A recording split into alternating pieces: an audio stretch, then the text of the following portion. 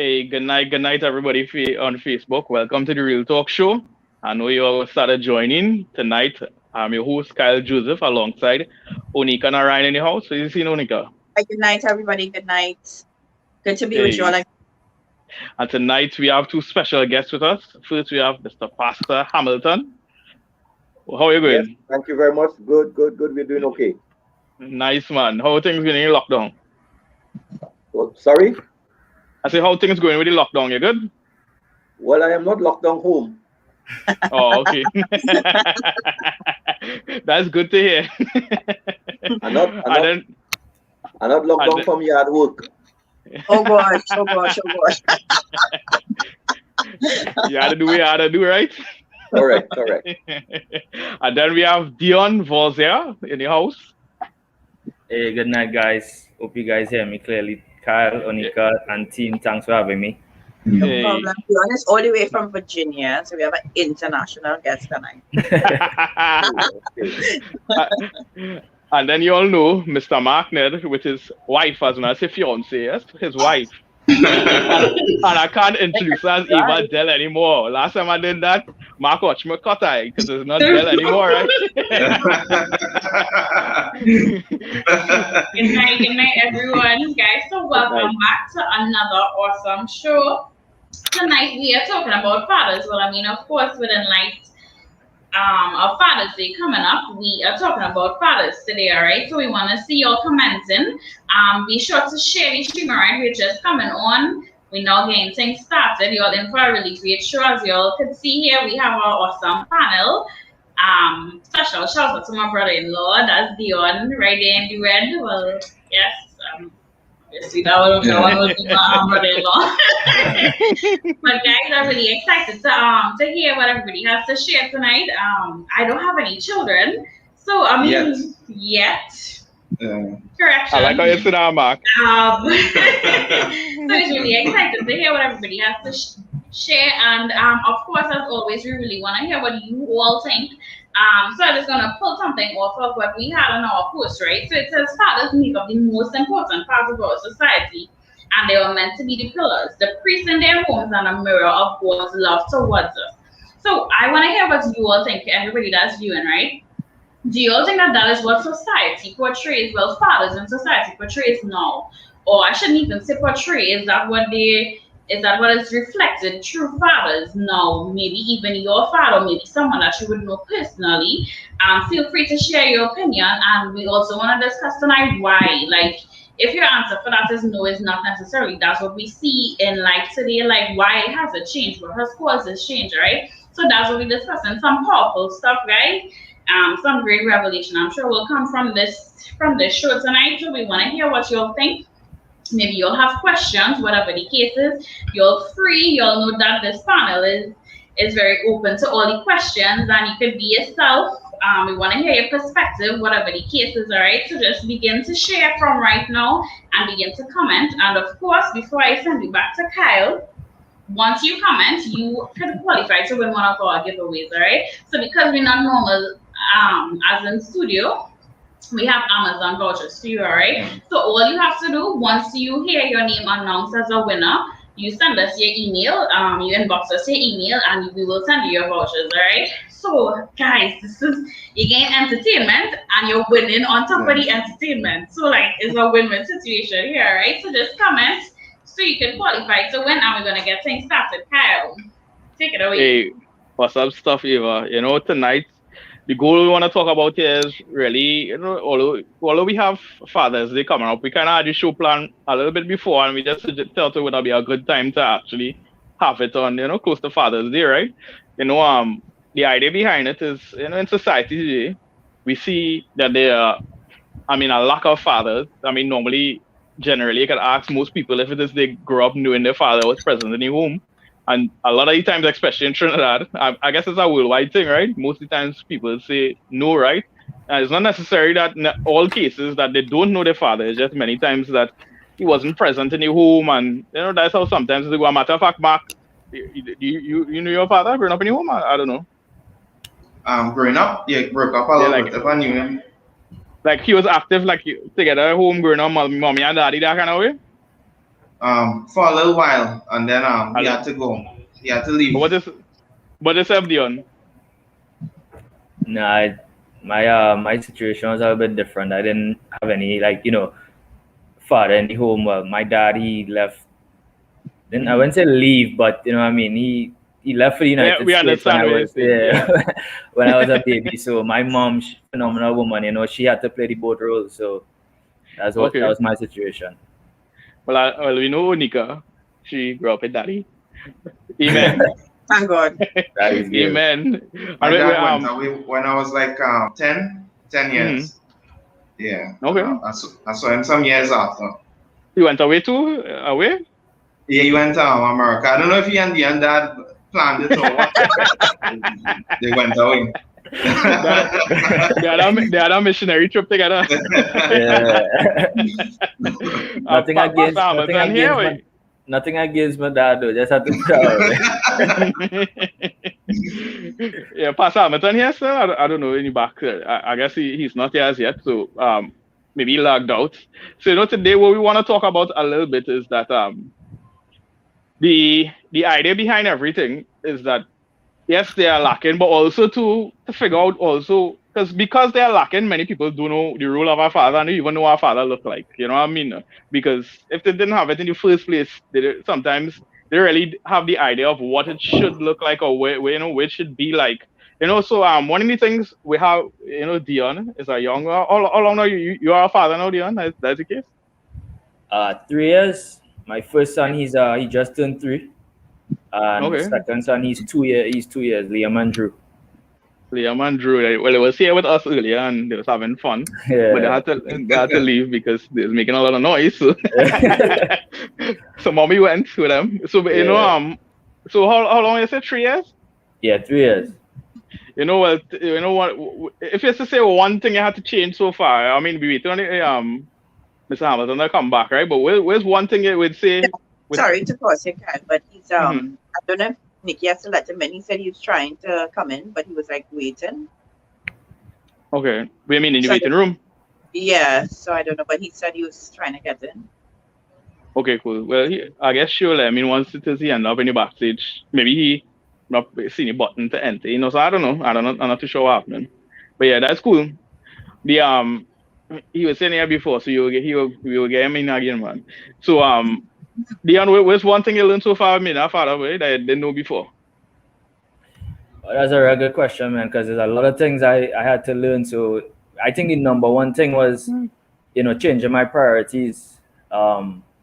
Since becoming a father, I basically know, and I think that's the way that it should be. I put myself, put my 2 sons first before me. Right. It was. I mean, I know that's how it's supposed to be, but at the same time, I wasn't really prepared for it because of the way it would happen. Mm-hmm. So now that I'm in it, I'm seeing the reason for it. Now more than ever before.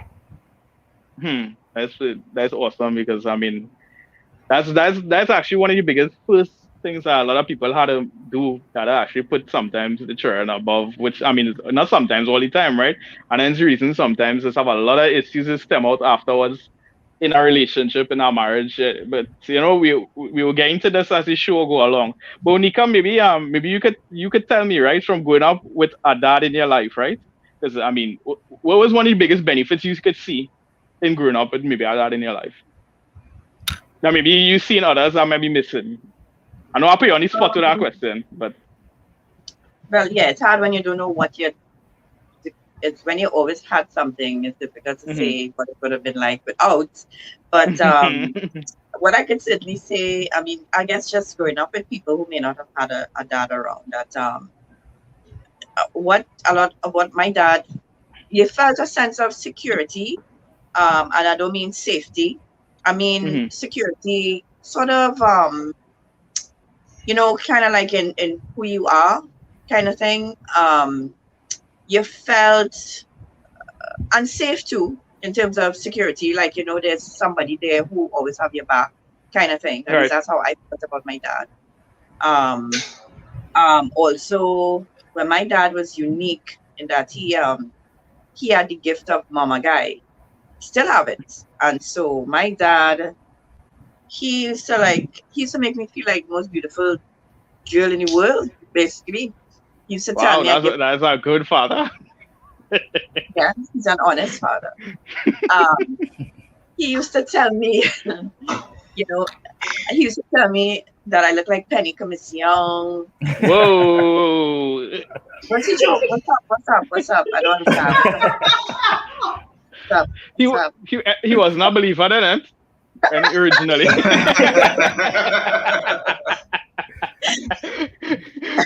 But yeah, you No, but good. he used to tell me that you look just like Penny, and he would show me like pictures and stuff and say, look, you don't find so, and I like a fool, like yeah, and so he would always compliment me, boy. The only thing he never compliment me about is my nose. He actually used to tell me, "Put clothespin on it for a few hours a day, and it will get better." To do what? He used to tell me that. He used to tell me that. Put a clothespin on it for a little few days, and it will get better. For like Uh-huh. a 2 every day. But yeah. So I felt I guess it would have been difficult for somebody to come and bamboozle me kind of way, because Mhm. when somebody make you already feel you all that, even though you're not, you know. But yeah, so I would say a sense of security, and he really helped me with my identity. I really, really Mhm. did help me to even though I did have issues as a teenager. I mean, that's like I think most teenagers have issues with their image and certain things like that. But he Mhm. certainly helped me with my identity. I would say that was one of the biggest things, you know. I could tell you. I guess one of the things that I could see our father with me missing out. I should say that I would, I guess, miss out on is one. I think one of the benefits of having our father is that you learn through his his word, his protection, rather than through experience. Right. Sometimes growing up, yeah, your father could just speak into to help you in certain areas, and you just maybe listen because of this reverence you have towards him. But sadly, there are a lot of things I had to learn through consequences. I don't know if that's your case, Leon. That's true. That was a big thing. I should have actually say that my father protect me from a lot of from getting myself into a lot of situations. And at that time it was like I resented him for it at that time because Right. he was very strict in where I could go, what I could do, I could listen to what you could wear. And that Hmm. was, as a teenager, that was like the worst thing for me. Because it felt like you just have all these restrictions and you have no freedom. But man, from the time I became an adult, I started realizing, whoa, this is the best father I knew. That he protected me from so much. And my mom was a good person, and she would always look out for us too, but she was much more lenient. So I could see if we Right. had grown up with our mother alone, she would have given us much more leeway, and say, yeah, I give you a little blind, but daddy, it was no compromise. None, none, none, none, none. And I really, Hmm. really appreciate that. Really saved me from a lot. What was this, Leon? My situation was different. As you know, my dad was not wrong when I was at, well, even growing up. Not that I have anything against him. As a matter of fact, my relationship with my dad now is phenomenal. So Right. it's nothing like that. But when I was growing up, my situation, let's say, for example, like I would lash out and stuff, out of ignorance. My dad was not wrong to be there to correct me and stuff like that. That my mom did the best that she could, to play Hmm. both roles. But there were certain things that she couldn't just, stop me from doing. There's certain things that, and I'll put it this way, I was rebellious. Right.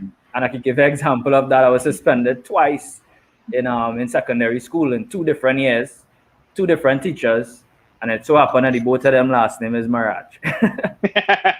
So, and all these things stem from not having a father figure around. I remember one of the times when I was suspended.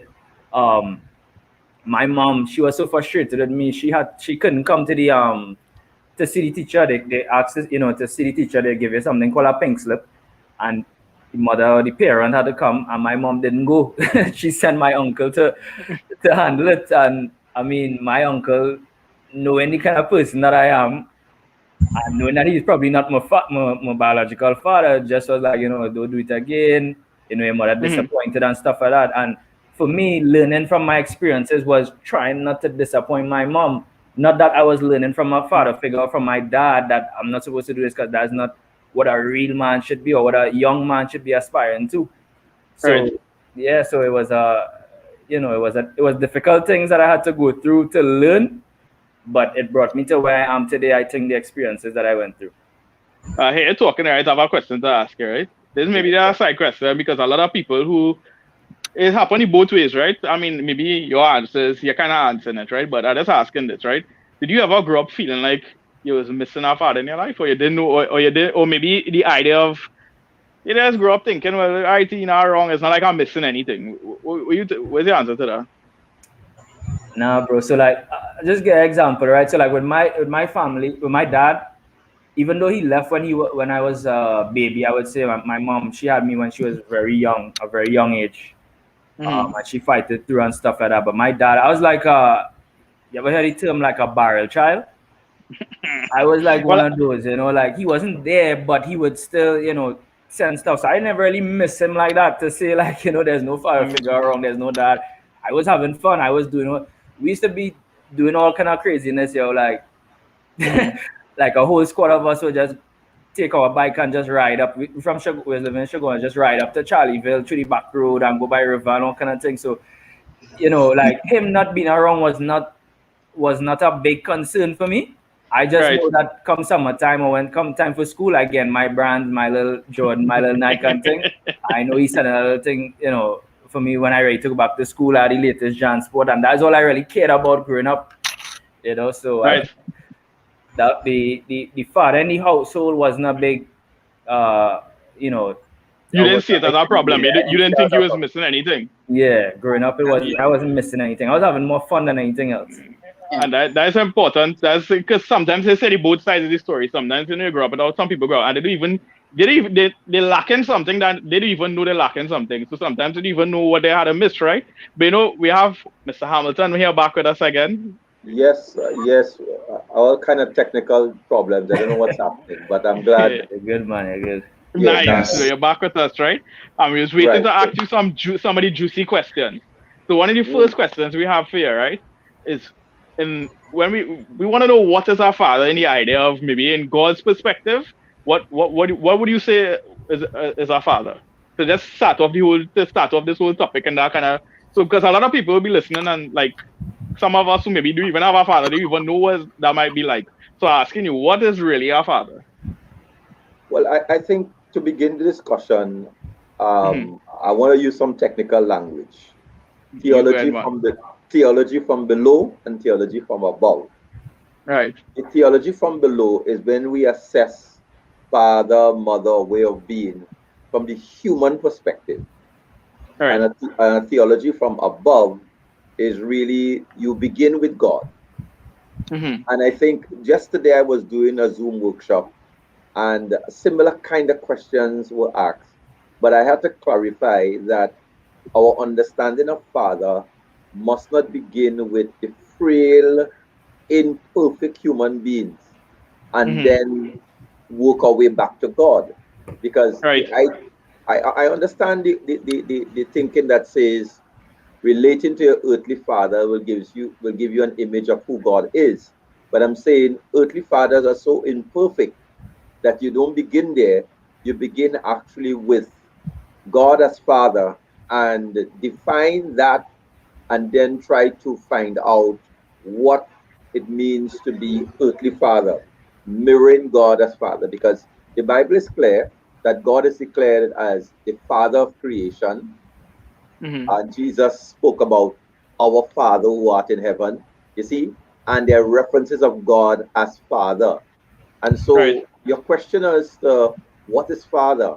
I want to lift it from the domain of human father first, and then speak to God as Father. So that in establishing that, we see God describes himself as Father, but in describing himself as Father, he defines the roles so that you cannot disconnect fatherhood from roles. Now, we can all say, all right, the Bible uses the word begotten, which means then a father obviously is the one who starts the generative process. So you could have father by birth or father by adoption. Romans talk about, we call God Abba Father. We have the spirit of adoption, so that it's by procreation or by adoption we begin to now define your status. With status comes responsibilities and roles. And so I could sprinkle through the scripture and see then what this fatherhood means. I'm giving you a long answer. So what is father? So father is the one who have begotten or have adopted. Okay? Right. And then father then therefore is the one who has the legal authority to name the child or to define the destiny of the child.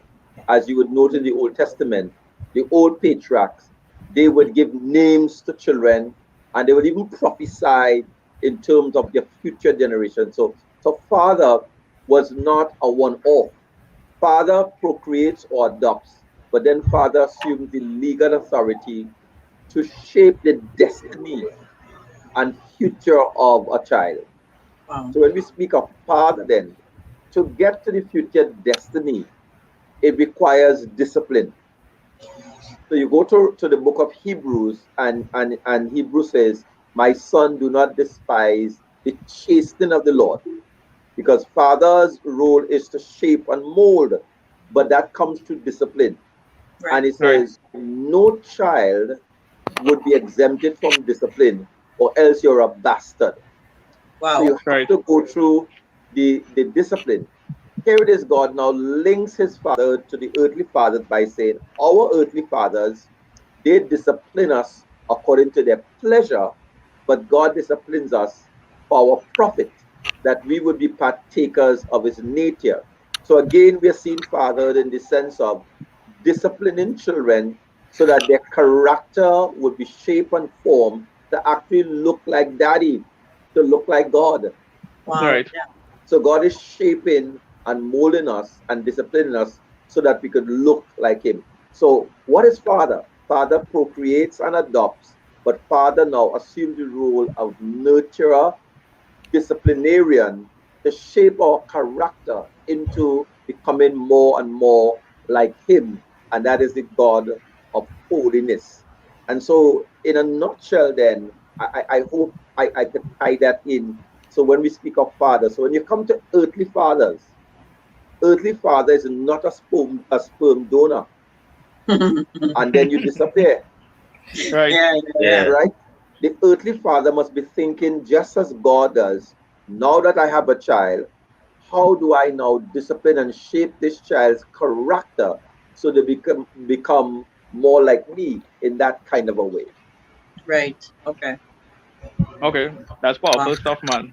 And even see, I mean, God in the Old Testament, he would, I mean, he was trying to be our father all along, right? He told them that you would learn that you would not live by bread alone, but every word that proceed out of God's mouth. But it was hard for them at that point in time, So another question I have here, right? So we kind of, I guess we will continue to define the father role as we go along, right?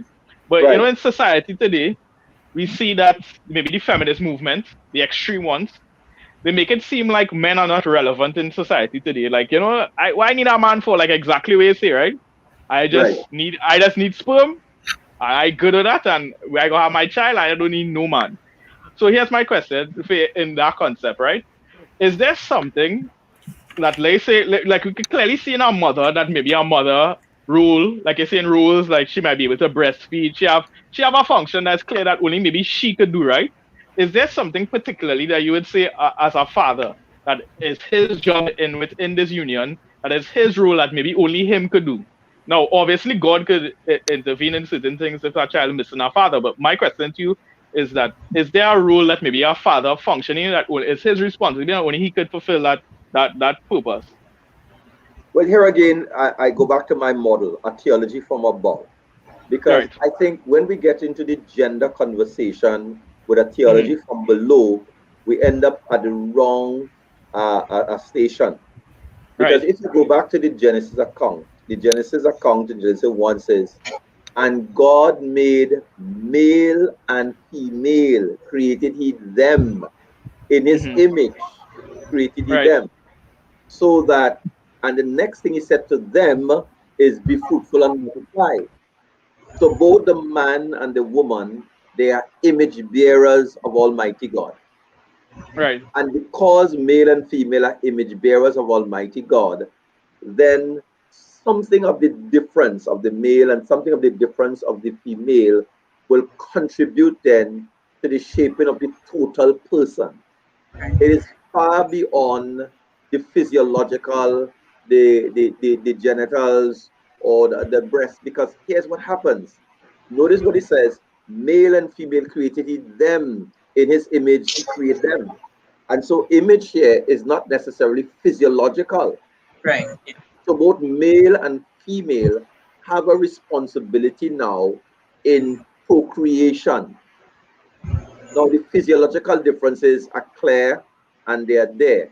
What we come down to now is the socialization pattern. Right. And every culture would have different areas of socialization. So in the West, we may say, okay, the man's role is to do this and that in shaping the boys. But in the Asian and Eastern cultures, the woman is the one who sometimes who's out in the field. The woman is the one who's outside and nurturing and taking care of the children. So culture by culture now, we define then what is unique to this culture in terms of raising boys and raising girls. Now, in terms of the female, the female do have. So you started by alluding to the feminists. Very interesting allusion. Um, Right. for Mother's Day, I did a sharing the motherhood of God, because what God does, what God does, God ensures that children understand that He speaks also in the feminine.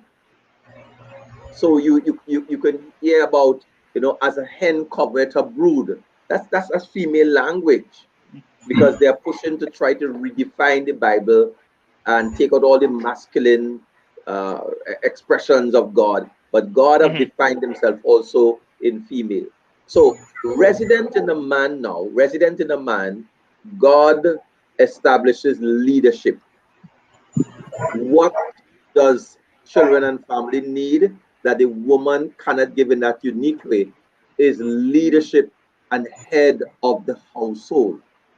So that if you look very carefully, and some may say it's a patriarchal world, but if you look very carefully in terms of God's tone, specifically for the father, let's start with Abraham. God says in Genesis 18:19, shall I hide what I'm going to do to from Abraham? And that's just before the Sodom and Gomorrah reality.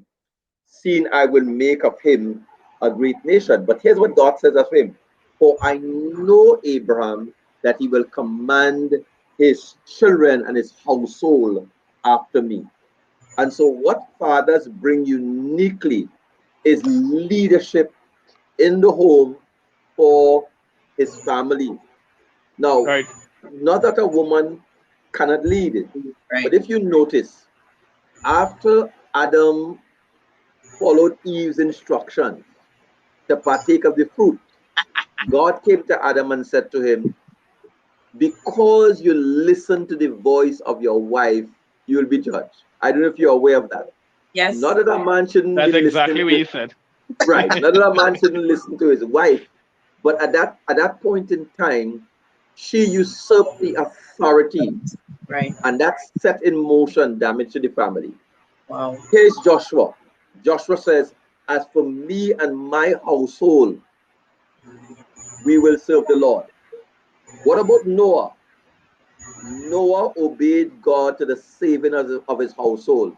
So the Right. big question you're asking about what a man could contribute, the man is called to provide leadership for his family and his children. So God could brag and say, I know John Mark, I know Harry, that he will command his household and his children after me.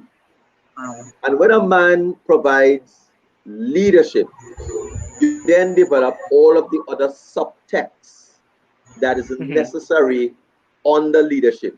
So, for example, when a man provides leadership, he becomes now for his children the hero, because children are looking for heroes. Yes. You become the person that inspires your children to achieve. You're not laid back. When man becomes a leader, man takes initiative. Children need people who take initiative, not just laid back and wherever your mother decide, let she think, wherever I agree. No, daddy is taking initiative here. When man is leader now, he becomes nurturer in spiritual things. So Ephesians says, fathers, do not exasperate your children, but you bring them up in the nurture of the admonition of the Lord. So that's my responsibility, and children need that coming from daddy. Because if you look at spirituality in the home, if daddy is not going to church, if daddy is not praying, then after a while, when children reach a certain age, they start deferring and they're saying, but daddy don't do it, and daddy don't, right? Because we are looking for men now to lead from in front. So in things of the spirit, think of a man as a leader with a relates to investment. It says a wise man store up things for his children's children. That's leadership. Children need fathers who would be investors, not consumers. So I need to invest in my family, invest in my children's future. So you think of, what can daddy give? Think of this. Jesus in Matthew says, which man among you, your son asks you for bread and you give them a stone, or asks you for fish and you give them a servant? Even so your heavenly Father know to give good gifts. So one of the contributions that a man makes, he adds value by giving positive gifts to his children. Now, there is something quite different because of the admiration factor, that when daddy does the affirmation, it is totally different from when mommy does it, because I'm looking up to my leader. So think of it from this way. Every social system have a structure and have leadership. So in government, you may have a prime minister or president. In a school, you may have a principal.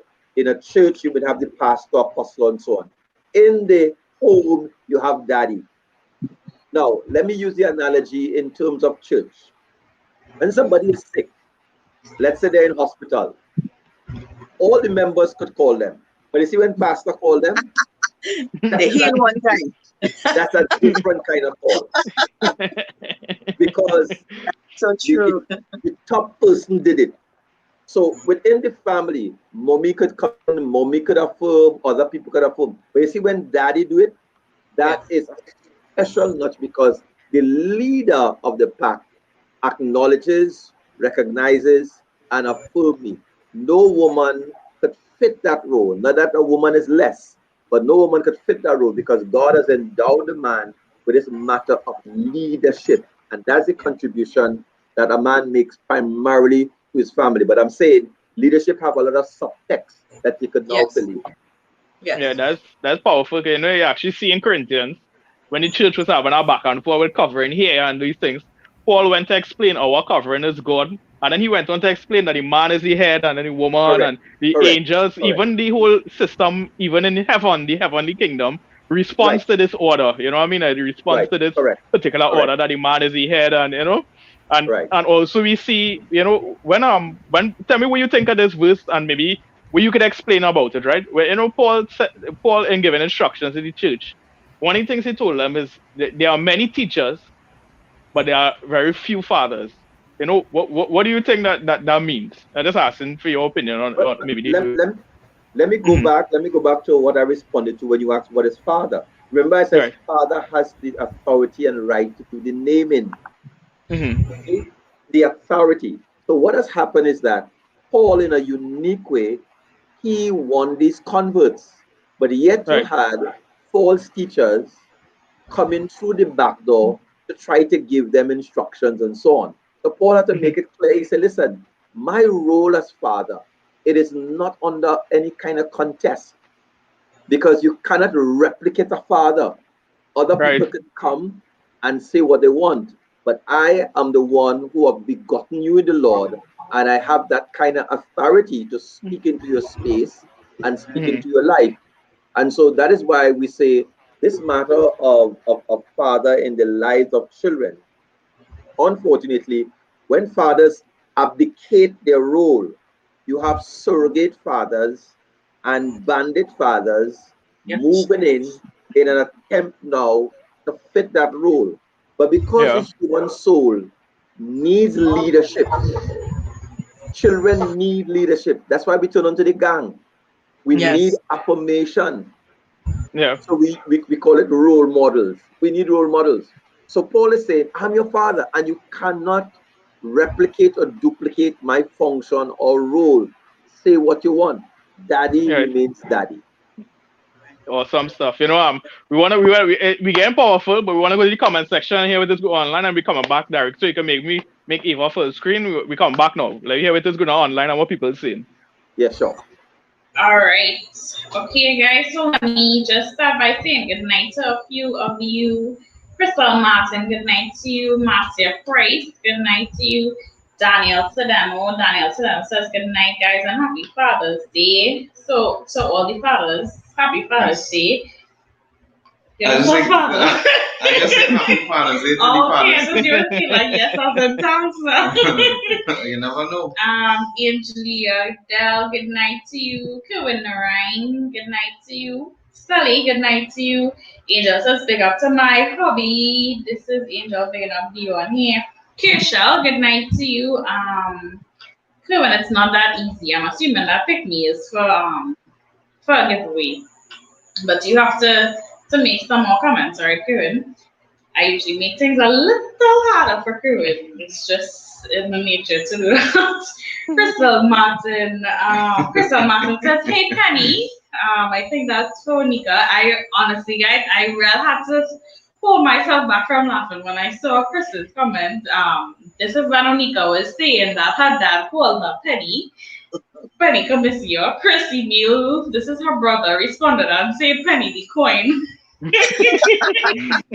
was like real trying to hold back myself from like bursting out laughing. Chanel Ashwell says you didn't try it. I'm not sure. She's probably saying something with regards to what Niece was saying. Crystal says she weak. Everybody was laughing at this whole Penny Commission. Penny Commission thing. That's the point. What you're trying to say, Kevin Narai says, obey your parents. Sister Joseph, good night to you. Esther Noel says, most of us growing up learning from our experiences. AJ J. Allen says, I grew up without my pops, but I missed his presence at significant events. And Indira Theodore, good night to you. Vandrus Williams, good night to you. Sasai says, I grew up with my father, but he was in and out of my life till the age of 12 years. But when I needed him the most, like events and stuff, he wasn't there. Master Price. Sometimes you don't miss the father when you have other male figures in the house. Back then, the whole family lived together, so you had lots of uncles and grandfathers to fill that role. Wesley Ann Bowen, good night to you. Kevin Ryan. I think this was in response to the person saying that they didn't grow up with their dad. He says, may the grace of the Lord Jesus Christ, the love of God, and the fellowship of the Holy Spirit be with you all. We see the Father as the source of love. Wesley Ann says, fortunately, I have my dad. May he rest in peace. Katie, good night to you. Let me see. What else we have here? Deborah Taylor, good night to you. Kevin, that's not gonna work. West Young Bowen, very interesting topic. All right, guys, so let me go ahead and announce my first giveaway. So for anybody who just tuned in, guys, tonight we are talking about fathers and the role of fathers now in society, and probably just the way our role of a father should be and the way it actually really is now. All right, so that's what we're discussing, and what you can do if you are new or if you are now tuning in, all you have to do is comment to win one of our prizes. All right, so tonight we are giving away Amazon vouchers. So all you have to do is comment, maybe even if your comment is a question or maybe your own point of view on the topic on what we are actually discussing. Feel free. That also qualifies you to win one of our giveaways. All right. So my first giveaway, Marcus, I give you first giveaway too.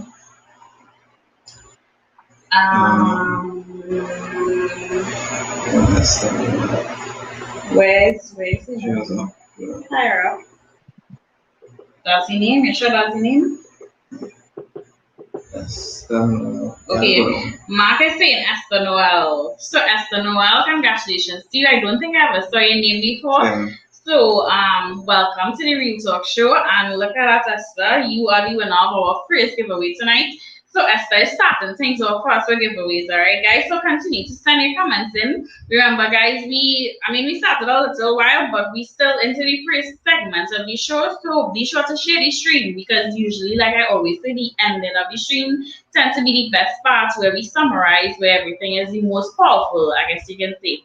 So y'all can continue to share the stream, continue to comment so you can win one of your prizes. Esther, all you have to do is inbox us your email address, all right? We're going to go back to Kyle now. Yes. Hey, awesome stuff there, Eva. I hear people saying you look lovely with your long hair. That's good. We're trying to win a giveaway. Oh, okay. You're trying to win a prize. Yeah. You know, continue along the topic. I don't know, before we move on, I don't know if Unika, you wanted to ask a question or anything like that along. Yes, when Pastor Hamilton was speaking about that leadership that the man and the father brings into the home, you know, it took my mind to a lot of, I know this is not exactly the topic, but I see a lot of women and wives almost sabotaging themselves in the home by the lack of respect that they have for their husbands. And sometimes you see the children looking on, you know, at this, and that really damages. So some children, yes, you grow up with daddy, but you still see mommy as daddy and mommy. Even though daddy was in the home, you see women with this son. I don't know if it is women naturally bossy. I don't know. If that has been an experience, but they always challenge their husband's authority. I should say that, you know, and I think that does a lot of harm as well. So daddy is there, yes, but if mommy's continually challenging daddy's authority and doing it in front of the children, you know, I could see that as really being damaging. So I wanted to just ask Pastor Hamilton, you know, what he thought in terms of, I don't think women see it as a serious thing, but what would you say to a woman who is that way to her husband? What would you say she may be in danger of or the home if that is her attitude towards her husband? Well, we make a distinction between leadership and a leadership act. Right. Leadership, as we know, is the ability to influence over a period of time. A leadership act is a one-time event, and the one time could happen periodically. So, yeah. For example, you have Moses as leader. He failed to circumcise his son. Zipporah stepped up, and she did the circumcision contrary to the law. That was a leadership act because God was going to kill her husband. Yes. You have the case of one man insulting David, and his wife stepped up and said, "My husband is a foolish man. Please forgive it." That was a leadership act. Right. You have Deborah trying to get what's his name that slipped me, to rise to leadership, and he failed to step up. So what we are saying is that there are times we must appreciate that men are not as astute and alert as they should be. So women step up to the task, because you could hear some women clamoring, "My husband is very passive. Right. The man is doing nothing, and if I don't get it done, it will never get done. It will never get done." So there are some men who are wired in such a way, very, very passive, and they are nothing. But I still believe that a woman could rise and perform leadership act, but it does not have to be disrespectful. Right. It does not have to show him up. Right. So, so that the model for family we call the empowerment model really is a man is not the repository of all knowledge and skills. And therefore, a wise husband would realize that his wife may be gifted in certain areas that he is not, and she should be allowed to take the lead in that kind of a way. So Yes. that if my wife is a better financial manager, she is the leader then in that respect. But the overall, so I'm saying women could rise and perform the leadership. They must do so with the understanding it's not to show him up, it's not to embarrass him, and it's not to necessarily take charge. Now, we assuming all things being equal, there are some men who have some serious inferiority complex. And Yes. so Yeah. anytime they see the woman doing a leadership act, they get threatened.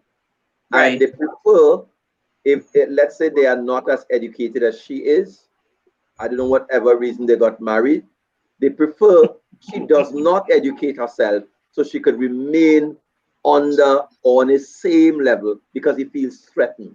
But Shut time. truthfully, a wise manager and a wise leader must be able to recognize the resources in their midst and use those resources for the furtherance of the entire family.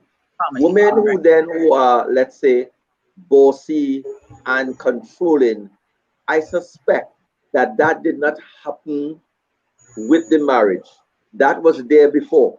Oh, yes, for sure. That was there before. Yeah. And so, interestingly enough, some men are looking for mothers. Yes. Oh my. I say that all the time. All right. So they marry someone who they believe will take charge. Yes. Bathe me, feed me, clean me, do all the things for me, and they just dress back. And then there's some women who are caretakers. They love to take charge and take care. And so it seemed to be a match in heaven, some kind of symbiotic relationship of two unwell people living together. But that's how they run it. Right. All right. Yeah. Yeah. I guess this is interesting. We on this point because the next question I want to ask there, right? Because I know we talk about some things within men, and maybe they don't realize that they need to maybe work on. My question to you is this, right? That because we see in society there are so many little fathers. As a matter of fact, while we was preparing the show, we was trying to figure out which father we could ask to actually come on the show, who maybe is a good example, and we could give you. And it was actually a rare thing to actually think about. That. Let's be honest. It was Yeah. difficult to actually get a father who you can say was there for the child and who was is a rare thing to find, right? So my question to you is not necessarily. Pause a while, pause a while, pause a while, pause a while. Yeah, Go back to Proverbs. The Proverbs also says a virtuous woman is hard to find. it's All true. right. we talking about them right now. No, but no, I want to put the balance. It's not just a father thing. A virtuous woman is hard to find. It's true, very true. It's true, But Pastor, but somehow you find women making, I mean, women tend to, at least from how I see it, they tend to make more sacrifices for their children. You know, they're the ones who might go the extra mile. I mean, I'm not saying all, but you always see the mother as the one, carrying the child, you're seeing about the child, and so if we had a show about Mother's Day, I mean, we could think of many people that we could, single Oh mothers, my, oh my. but No, it no, was difficult with Father's Day. something about that not resting well. Something that no, there but are Gosh. I mean, I don't want to get into that debate, right? But there are many factors that go into that, right? Because within like exactly the authority rule, we see when actually our family split many times. You see in society, the law of the land is actually not for the father. We see many different. There's many things that actually break down the home in society that is strange. Like even when I give example, even when a relationship ends, and many times, like you say, the woman have the child is the woman many times is usually this not obviously it's a rare case, but many times I can tell you with a lot of people I know, many times the woman is using child against the father. and there's actually have a conflict that's end up happening in your home, and sometimes the father can't even be around because many times, like what we was talking about, what the pastors talked about earlier today, I don't think a lot of people see the value in a man and his purpose. So sometimes it's actually just devoid. So like when it is, I'll give you example, like you saying, right, Unika? You saying how a man has the authority and he's, but how many women in societies accept that? So, and then after, I mean, I don't want to, that's going on real deep, we're going on that route right now, right? Because when I watch divorces, you watch a lot of divorces, many women is initiate divorces. That's linked to a lot of, you know what I mean? If you watch stats, like maybe you could use America because we don't have the kind of stats they use in Trinidad, right? We don't have this database, a collection. They I'm see sure many of. Dr. Hamilton have stats. I'm sure. But He no, does but you see, counseling. He counsels hundreds of people. yes. Yeah. But I'll tell you this. I'll tell you this. Down through the years, remember we came out of a male, and we're probably still in a male-dominated society, Yeah. right? And so when you look at the hierarchy of the powerless, there are certain groups that are deemed powerless. Right. You have women, you have children, you have the elderly, you have the disabled, and they have now stuck in the LGBTQ people as the powerless in the society. Oh yes, oh yes. Right. Right. So Yeah, they have their rights now. But yeah, go ahead. right.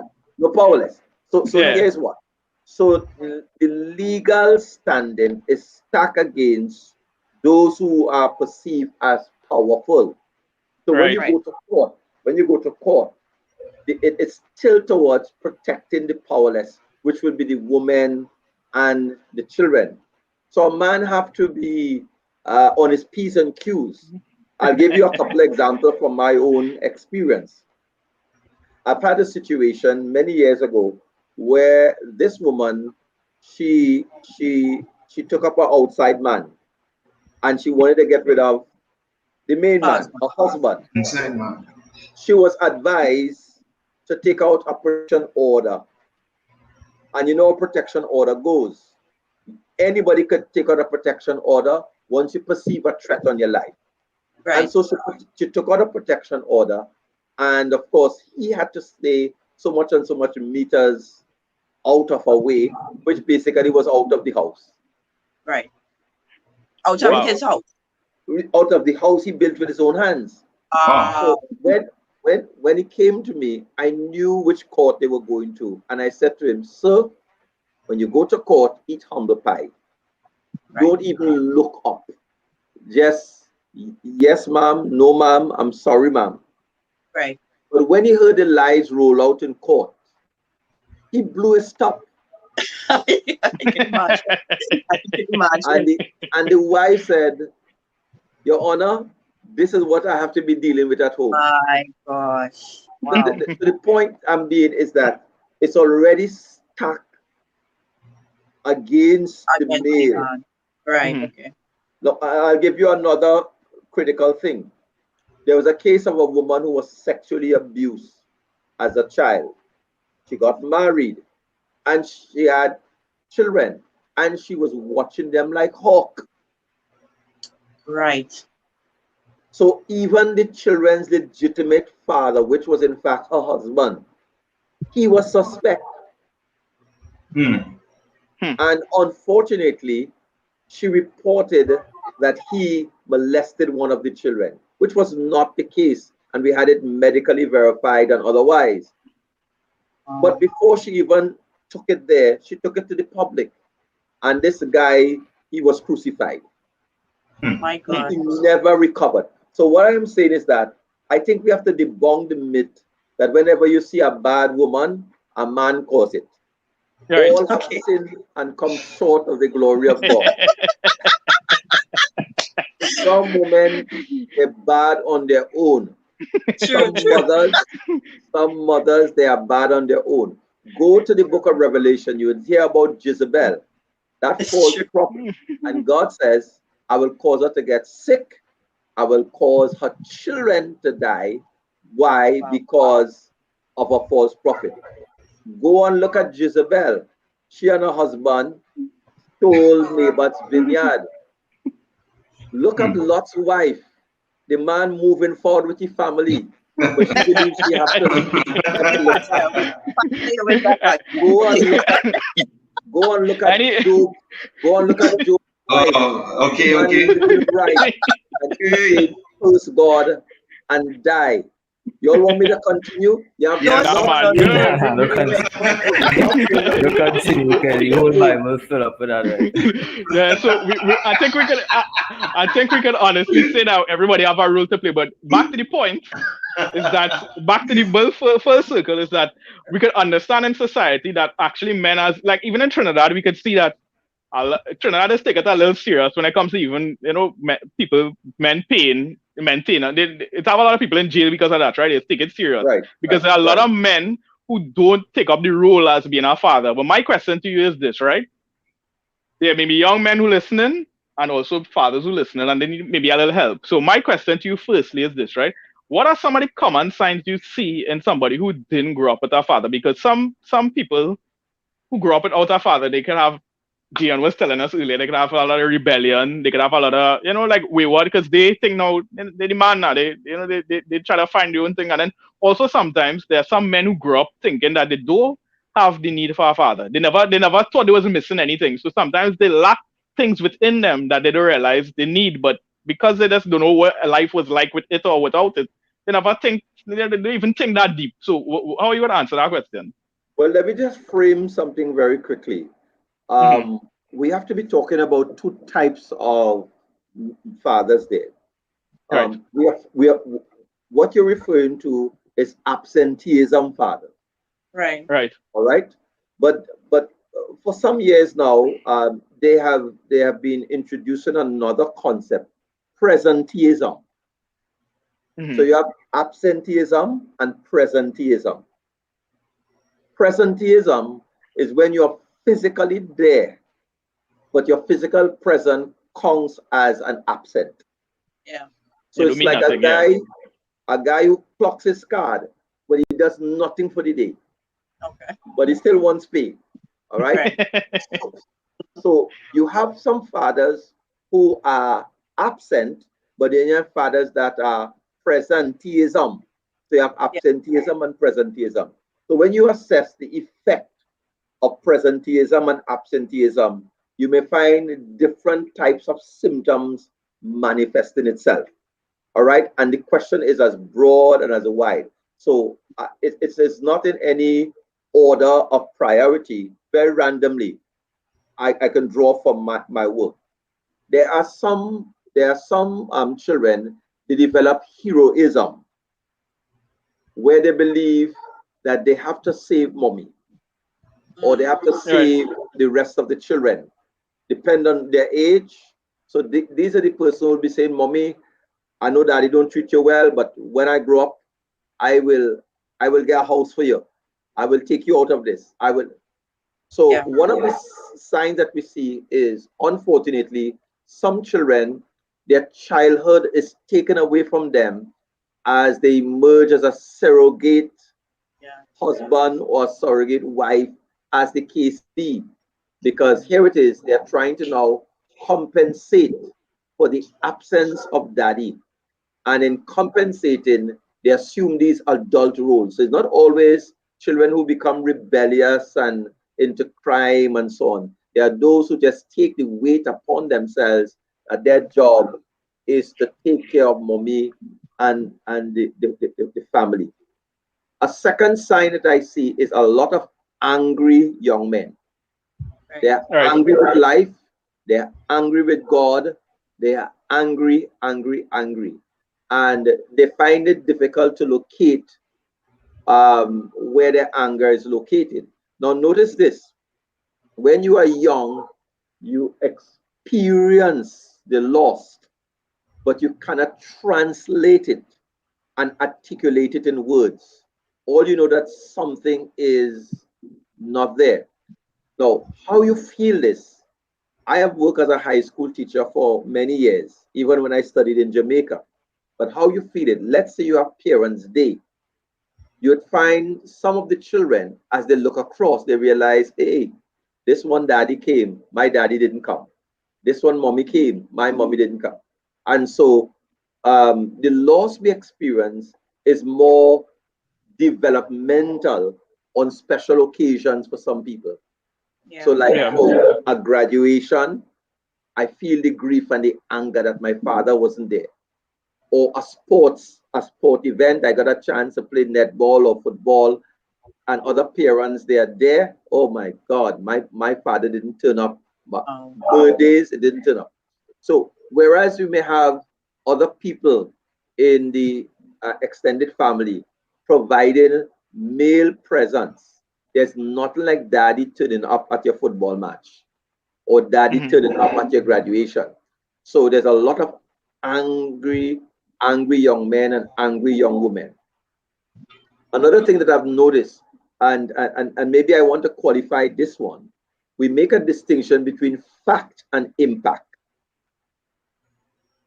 Because let me illustrate it with an earthquake. You have an earthquake, that's the fact. But 10 years later, you've seen a crack in your wall you never saw before.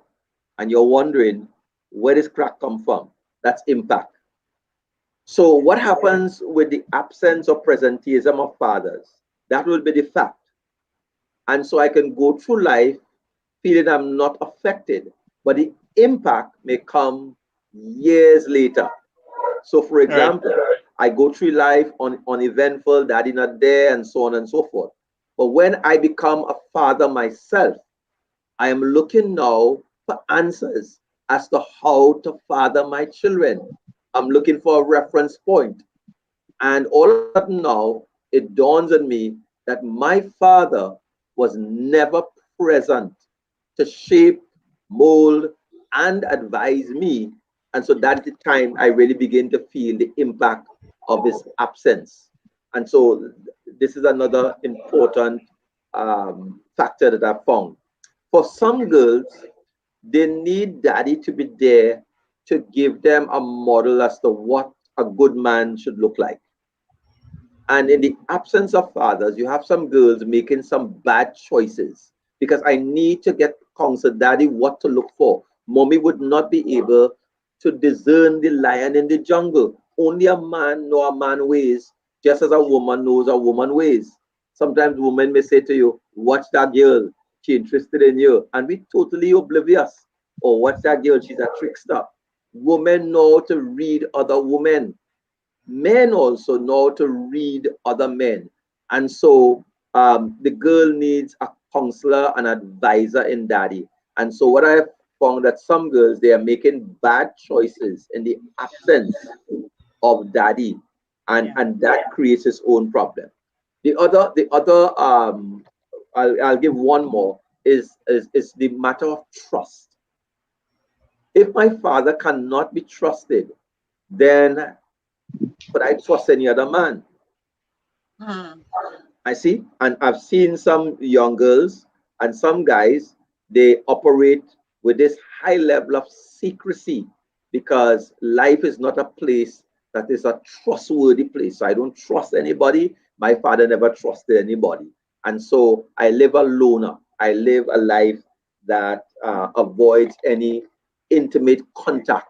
And I go through serial relationships because as I try to get close, I don't know. That's territory for me. There was no man to help me navigate the contours of a person's heart. And so I have problems in emotional and social stability in relationships. And so these are some of the important Right. areas, the absence of presenteeism or absenteeism of father. Yeah, awesome stuff because one of the things we were in doing this show is that we realized that a lot of people like to touch on like Unika was making the point about there's a lot of fathers missing. A lot of people, men, not because they have a child, like you started off saying, mean they are a father. They don't even see that as a responsibility. So like a Correct. simple thing like when they're talking about a child's destiny and purpose and helping a child, like even though the family, like say, split. A man sometimes they don't even care. They just have a child and don't even care about those things. They don't even see that as a purpose or a value. And a lot of men, and many times the reason being is because even in themselves, they don't even see that. Because if you had an active father in your life, and let's say you're still present, you would never allow you to just have a child there and move on. That would have never happened. You catch where I'm coming from, right? But because in society, they have a father, he come from a broken home. He has no example. And we realize now in society, we even see in American politics, that is one of the biggest things that they bring up, that there are many issues within the whole system, and because of a lack of a father in the homes. And there's debates that their purpose is driven to really to divide that, and men wouldn't be in our home and to break down the family life, right? Because we see in a society that if it doesn't have an active father in a child's life, we see how there are many things that happen, turn into crime, they turn to a lot of different things that maybe a father could have just speak into life and say, don't do that at that moment in life. And they would have just listened. They didn't need to get through the teaching and the knowledge, and they would have get discipline. And they would have just be able to have. I saw a cartoon drawing, just a little facetious. This little boy asking his father, he says he wants to get into crime. Right. And the father asks him, private or public sector? It's true. So it's only men listen out there. I think it's important, and also women, that they are important to really look into yourself and see that if it is you have certain leadership qualities, and they're things that is built into you.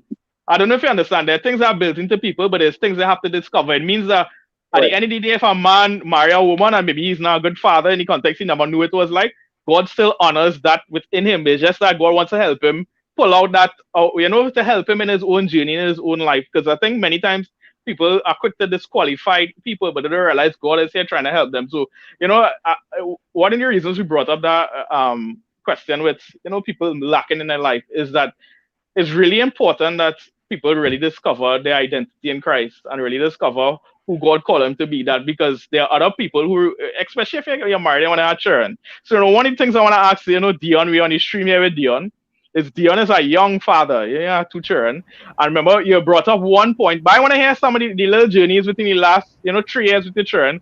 Some of the things that within you had to change, because like one of the things when it is you had your wife, people will know your wife's point of view, and it is you had your second child that you had to man up.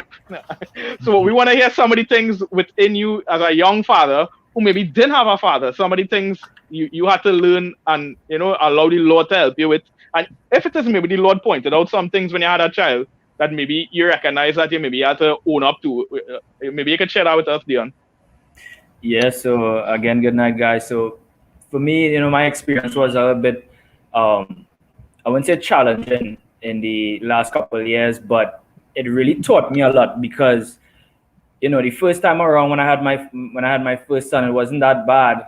I was excited, I would say, but it all came down to the second time when I had Drew, because that one wasn't planned at all, and things just started feeling like the wall just coming in on you because you're wondering like what the future holds, what is going to happen now.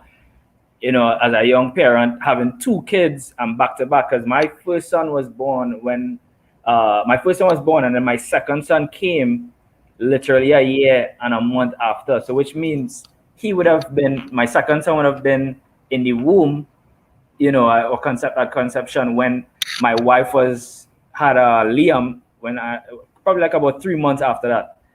So now with all that playing on the mind now, with all that playing on the mind, and I literally just made a young Jacob boy, but go ahead. I literally just made the move to New York, and I was practically out there by myself, so being in a big city like that, having all these thoughts going on, and I, to be honest with you, I never really had that relationship with my dad or anybody I should say that would that I could talk to like that now. Even though, like I said, my father, he would have been there, he would have done what he could do.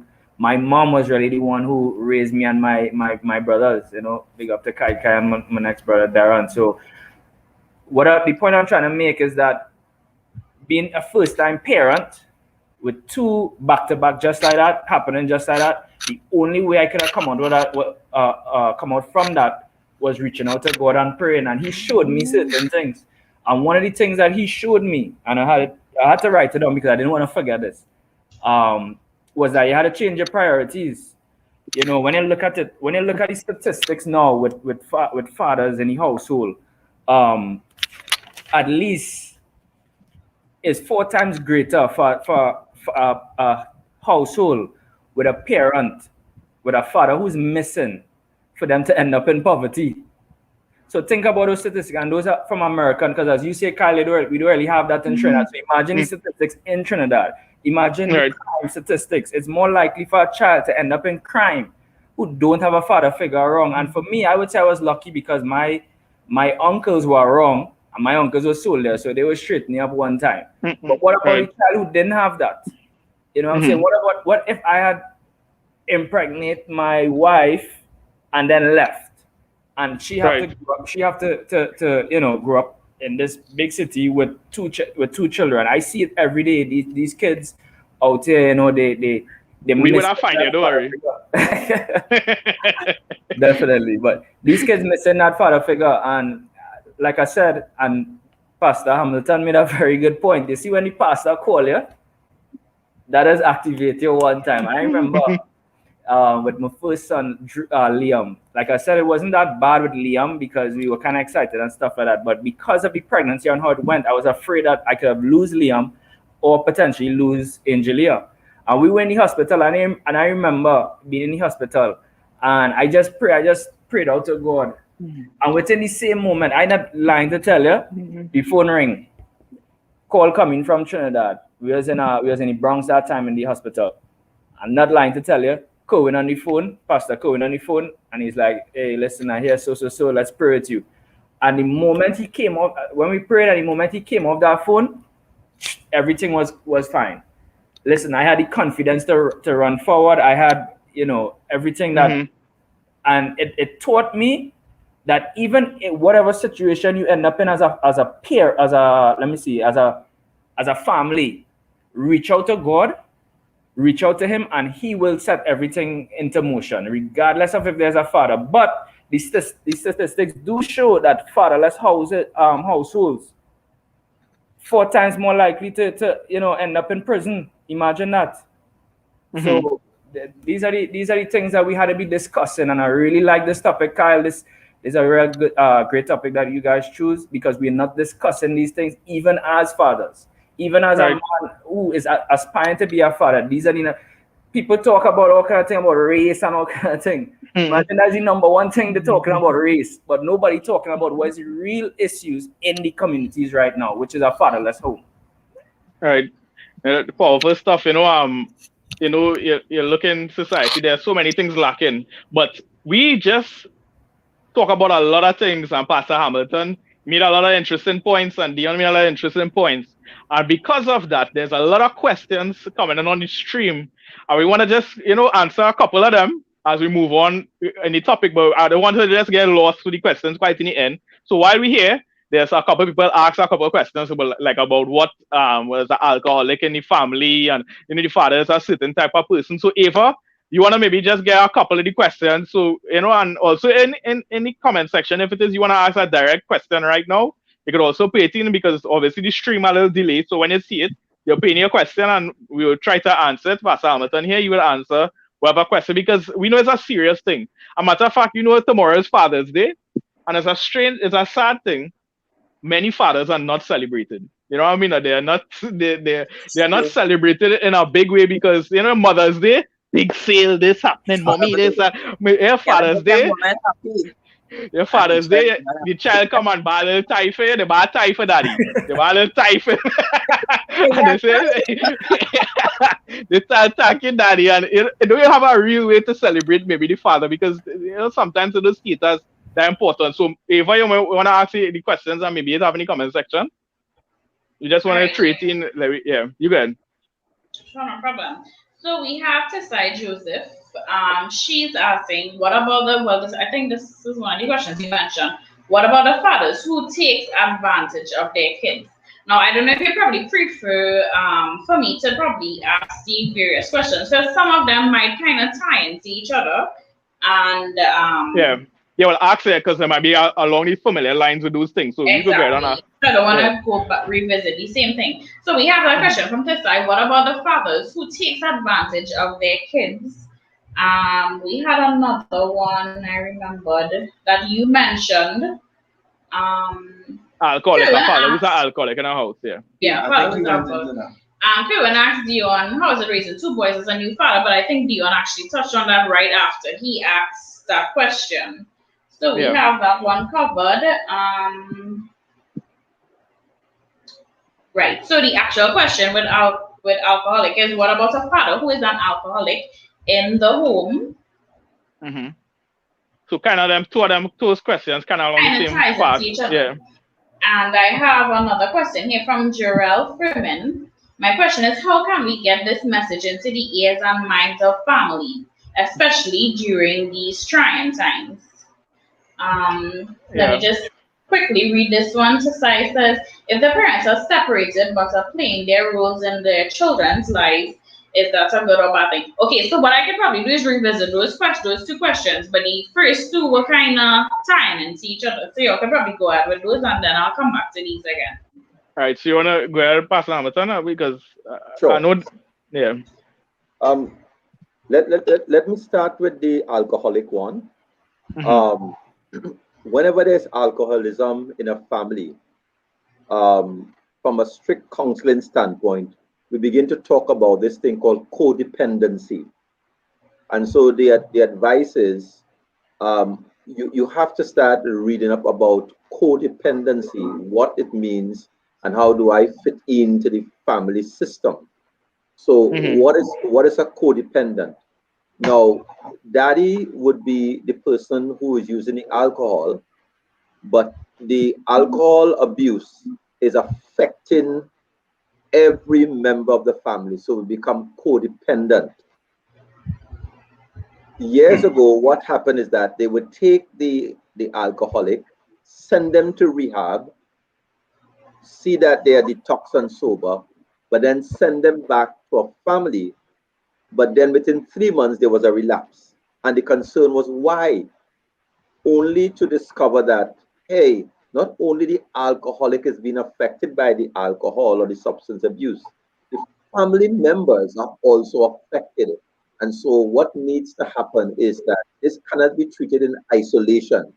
The entire family must go through that whole process of trying to understand the impact. Let me illustrate this because it is to my heart in so many ways. Years ago, I had a young lady who came and she asked me if I could help her father to remain an alcoholic. To remain an alcoholic? Exactly. And you see You how seem he better was that way, but go ahead. Right. Now, what happened is that when he was drunk, he was knocked out with his wallet in his pocket. She was the best financial manager in the house.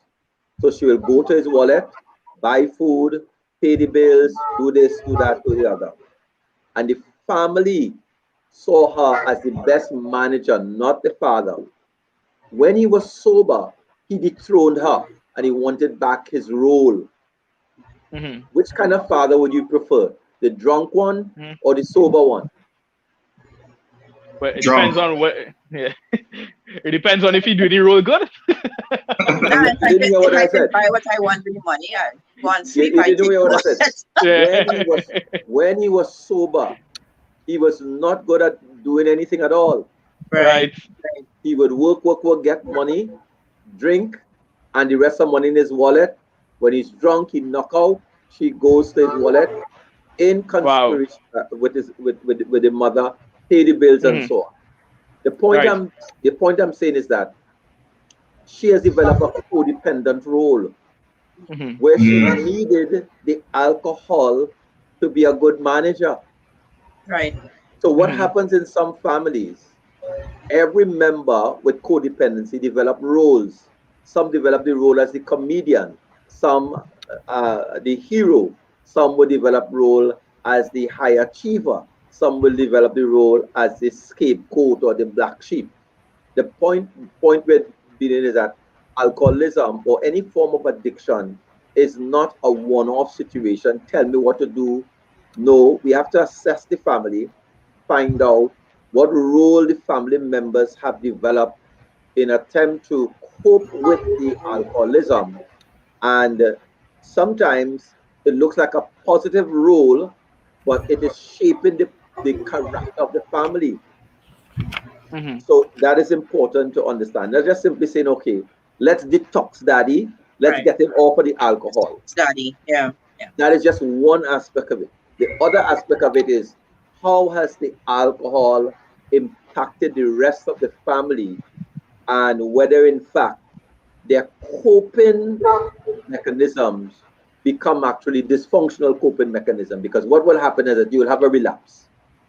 Right. You All know, right. what about the other one that's linking to, like, say, if a father is like abusive? I don't think it was abusive. They said taking Advantage, advantage. taken Okay. advantage. That is one of those nebulous words that I'm not sure what it really means. Right. Because when you at some point in time, you would have been seen as your father taking advantage of you and telling you what to No, do and no, what no. not to do. I would have never. No, no, no. Wait. No, I would never use that. I would. Oh, I would okay. never use the word torturing. Oh, okay. Torturing Yeah, you. But you can't go out here. You can't go there. You can't do right. this. At that time, Right. that's how I saw it. You know. Exactly. Yeah. So for example, I have heard teenagers say that when they have to wash the dishes, Right. Right. Your only father taking taking advantage of me. advantage. I not Correct. Cinderella, and that's Right. Right. Yes. it's a So unclear, it's broad. Yeah. unless the person who's asking the question could fine tune it a bit. Very Um, fine. I feel kind of a loss with that one. Yeah, Yeah. so maybe Sisai, I think it's Sisai asked the question. Maybe you could fine tune it a little bit to maybe ask. But adding on to this, right? I want to ask you a question, right, Pastor? Because we on here. You know, in the Bible, we see that God is the head. And then, like, we talk about the authority before, right? We had the heavenly authority, then the man, then the woman, and then we see children, right? Now Right. we see in Genesis, Noah went and cursed um his son, his children, right? Because God blessed, blessed all of them, right? We know the ark he went through, and then so he couldn't override what God had did, right? So my question to you is this, right? In a lot of, because these people asking these questions, and sometimes they can have a other side to the story, right? Where it is a father is an alcohol, they could struggle with, they have issues. And sometimes children tend to want to be a little rebellious because daddy this way, and they think they could be disrespectful. They could think they could be a certain way, right? And we see the other side where people are very disrespectful. And we see now God tell us, and it's not just like in a Leviticus law, it's one of the commandments to actually honor your mother and your father. It didn't have a condition if it is they being good parents, if they being bad parents, or things happen. One of the things God wants us to do is live in this place where we could honor them regardless of the things that happen or not, right? That we would actually be, free of certain things in our life, right? So my question to you is this, right? If it is you grew up in a home where it is your father was very, like I said to some people, the father was not wrong, and he come back in your life and he trying to talk to you about certain things, and you feel, yeah, this kind of way where you're just rebellious, and this kind of, this you have this thing about you, or vice versa, where it is you have this kind of, because things wasn't perfect, your father was an alcoholic, he was this, you are certain way he wasn't home, you have a kind of disrespect towards your parents. What would you say towards? How do you think? What do you think is resolved there, or God's view on a situation like that? It depends on the age of the child, first of all, Right. because let me give you my personal experience. Mm-hmm. I did not grow up with my biological father. He's now dead, about 5 years now. I did Right. not grow up with him, and I had a strange relationship with my biological father. I grew up with my stepfather, and Right. so because of my relationship, I just kept my distance from my biological father. Mm-hmm. Years after, here it is, I'm a pastor in my first pastorate. A member came and says, "Pastor, somebody's outside to you. They said it's your father." I say, "What? My father? That I haven't seen him in years." Mm-hmm. And he came out. I came out of the church, and I saw him, and he says, I came to expose you. You're a big pastor, and you don't care about your father, and da da da da da da da da da." Now, Wow. I had to say to him, I said, "Listen, I understand that you were the person that biologically was responsible for me being here, but we do not have a relationship socially and emotionally. And that is our starting point." Right. So I could have said that very firm. That's not being disrespectful. I spoke the truth, and I said to him, don't assume, because some fathers just turn up with a spirit of entitlement because they were biologically responsible. It automatically means that socially and emotionally there should be connectivity. It does not go like that. That's why I say the age of the child. So I'm Right. saying when a child has come to years, this child should be able to make that clear distinction between the biological contribution of daddy as over against his financial, his social, and emotional investment in my life. Think of it, some children at graduation, daddy turns up after years to brag and boast. Hey, my child, da da da da da. And and angry because you didn't call their name in the speech, in the Right. thank you speech. No, you have to be clear to speak the truth in love. Let me Right. let me let me catapult it a little further back, and I'm putting myself out there. At age 7, my biological father carried me and my eldest brother in a police station to file a false report. Now, what do you do? Now, everybody's not a Don Hamilton. The police asked my brother, is it true? And he said, yes. When the police turned to me, I said, Daddy lied. He lied, right? And that is at age 7. And my father dragged us out of the police station and said, I will cut your ass tonight so bad. But that's the Papa. price. That's the price you Papa. pay when you're underage and you try to stand your ground. So I'm saying based on the age of the child, based on where they are in terms. So you're not going to disrespect, but you need to be a truth teller. Yeah. And you can tell the truth without being disrespectful. All right? Right. No. Gotcha. So, but the point I was trying to make with this, right, is not necessary from the father side up. It's like maybe the child, like how sometimes people could be very disrespectful towards their parents, even though they have like certain issues. What's your take on something like that? That do you think that there's Like, some level of honor? Hmm? I'll give him an example. I was actually speaking to a young lady this week, Right. an adult who lives with her parents, and her father is an alcoholic. And she said to me that when her father gets when he's drunk and he starts his shenanigans and stuff, she said, I'll be honest with you, and this is a believer. I say horrible things to him. I will get into a cuss out with him. And she said, I don't have any respect for him. And I understand that he does horrible things when he's drunk. But basically, the things that she was doing and saying was dishonoring to her father. And she couldn't see, well, what you expect. Her thing was like, what you expect me to do with such a man? And I Hmm. told her, well, not dishonor him, because we know that God doesn't expect us to dishonor. And some people, Pastor, they actually ask, I've been asked this question before, how does honor look? How do I honor a man like that? How does that type of honor look? What is honoring to a drunk father who cussing up my mother, hitting my mother? How do I show honor to that man? Well, I'll tell you this. I think, thanks for the clarity. I think what happens that people confuse office or position with person, and that must be separated. Daddy is an office or position. Hmm. That's not person. And so oftentimes we miss that point and we fuse it together. So we are called to honor the person, we are called to honor the office. But sometimes the person in themselves, they are dishonorable. Right. Right. But because you're dishonorable, doesn't mean I dishonor now your office. I speak the truth to you, but I honor your office.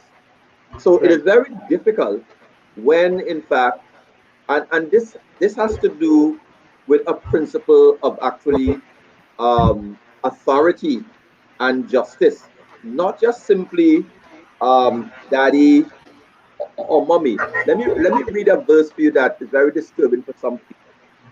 All right, you know how Jesus treated the scribes and the Pharisees, but listen to his instruction in Matthew 23. Matthew 23. Then spake Jesus to the multitude, to his disciples, saying, the scribes and the Pharisees sit in Moses' seat. That means it's a seat of authority and position. Right. 3, all therefore whatsoever they bid you to observe, that observe and do. But do not ye after their works, for they say and they do not. Right. Mm-hmm. So Jesus is saying, whatever truth coming from the scribes and Pharisees, go ahead and do it. But do not follow their lifestyle because they say and they do not.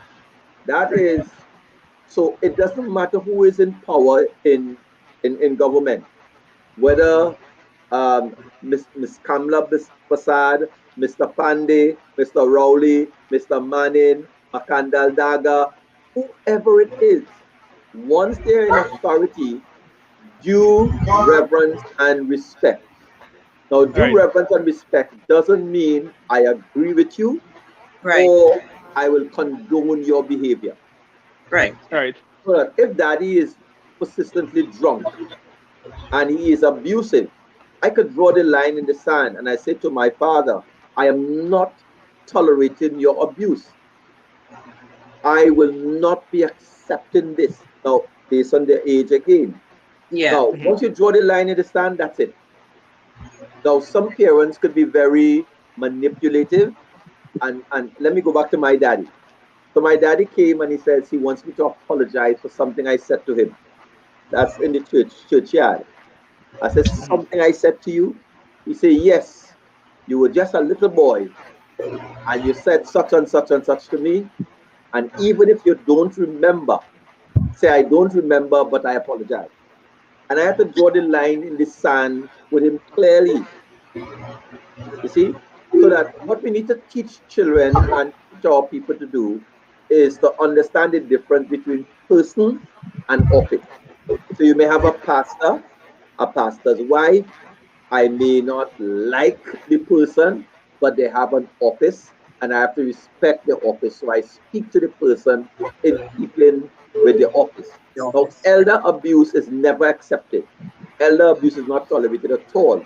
Because my father was wicked and bad, I will withhold his medicine. I would withhold his food. I will beat him under his feet so that nobody will know where I'm beating him. And all the other stuff that we do to the elderly, that could never be right. So we cannot countenance how Rebecca and Jacob could swindle Isaac because he was going to bless Esau. That triangulation is unacceptable. Because Isaac is geriatric and he can't see, it doesn't mean you should abuse your father or your husband in the name of getting ahead. Right. Yeah. And so there must be honor and respect. And that is the reality. So I started to match my father with honor and respect, but drawing the Yeah. line in the sand. If he's going off, I said, no, I don't want any part of this. You are wrong here. Don't include me. And it kept going like that until he died. Eventually, when he died, he made me the executor of his will. And his lawyer said a very interesting thing to me. He said, you know what? Your father didn't like you, but he respected you. You see? And Okay. Yeah.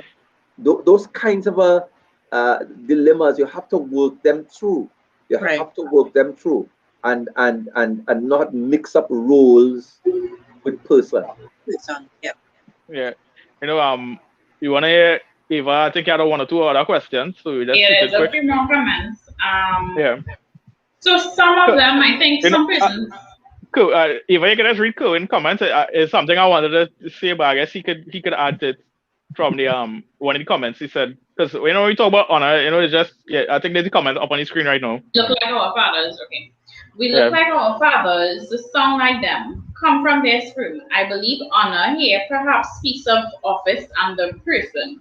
Honor speaks of holding them in high regard because it was part of God's sovereign choice in bringing us to the world. I could just say something real fast on honor. Yeah.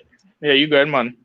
Well, like for me, I would say as a father, you're in a real great and unique position or influence on your child. You are one of the first people to speak words of affirmation in their life. You are the first person growing up that they would see that you actually care And for me, I look pretty close to my father, and I would look at him and the things he does and actually feel like I could do it too. Like as an example, and my father used to smoke drugs and stuff, right? And he used to have cigarettes around the house. And I knew that smoking cigarette was wrong, but just because he was my father and I looked up to him when he wasn't looking, I used to go and pick up cigarettes and put it in my mouth and feel like I just trying to emulate him now. And I just Right. want to say, as a father, you are. It almost is like a mirror of the relationship that we have in God, because God is our Father and He make us in His image, right? And we could see, like when you look at the things God does, that He's righteous, He's holy, and you see how God is creative. He made creation. And you see how awesome God is, and God, and to see that God has given us His image is like when we look at God, we see who we could be, and that is what God actually wants us to be like Him, right?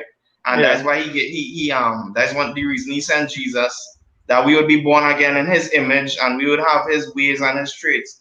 And I just want to say that you only have one father ever. That it's unique that you all have this same nature almost. And I just wanted to say that when it comes to honor, my father wasn't in my life for a while, and when he first came back, like he only ever came to my school parents day once, and my father was in rehab for drugs, and he was with another recovering addict, and he and that guy came for Parents Day, two men.